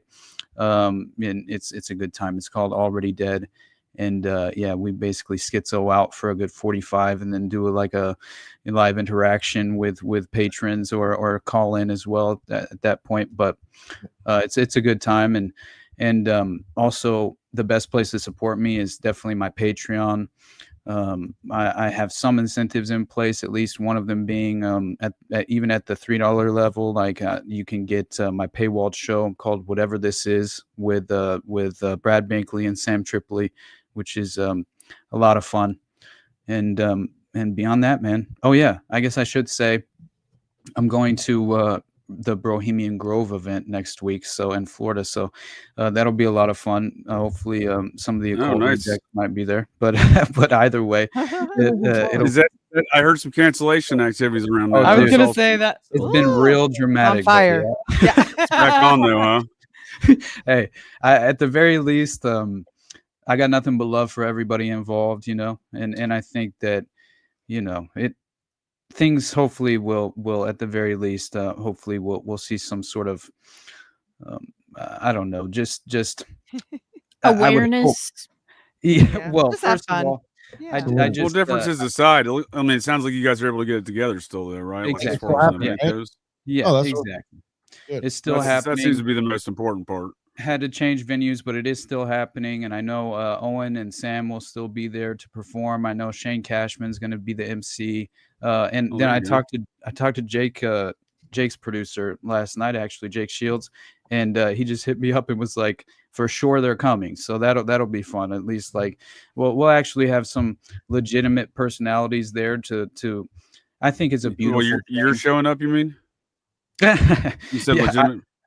I mean, it all sounds like quite a lineup, but I mean, I was about to say, as far as any kind of research goes or groundbreaking information, I don't know if any of those fellas are beating you there, sir. Oh man, thank you. But I will say, it'll be a lot of fun. I think as a networking opportunity alone, like just to kind of get to meet personally in physical form, some of the homies will be really nice, and Sure. And beyond that, man, stand on principle, right? Like just to be able to pursue the First Amendment, just in this fashion. I think, especially in this moment, right, where there are so many various justifications to infringe upon the First Amendment, like we got to stand tall with these, with these principles. You ain't kidding. Values.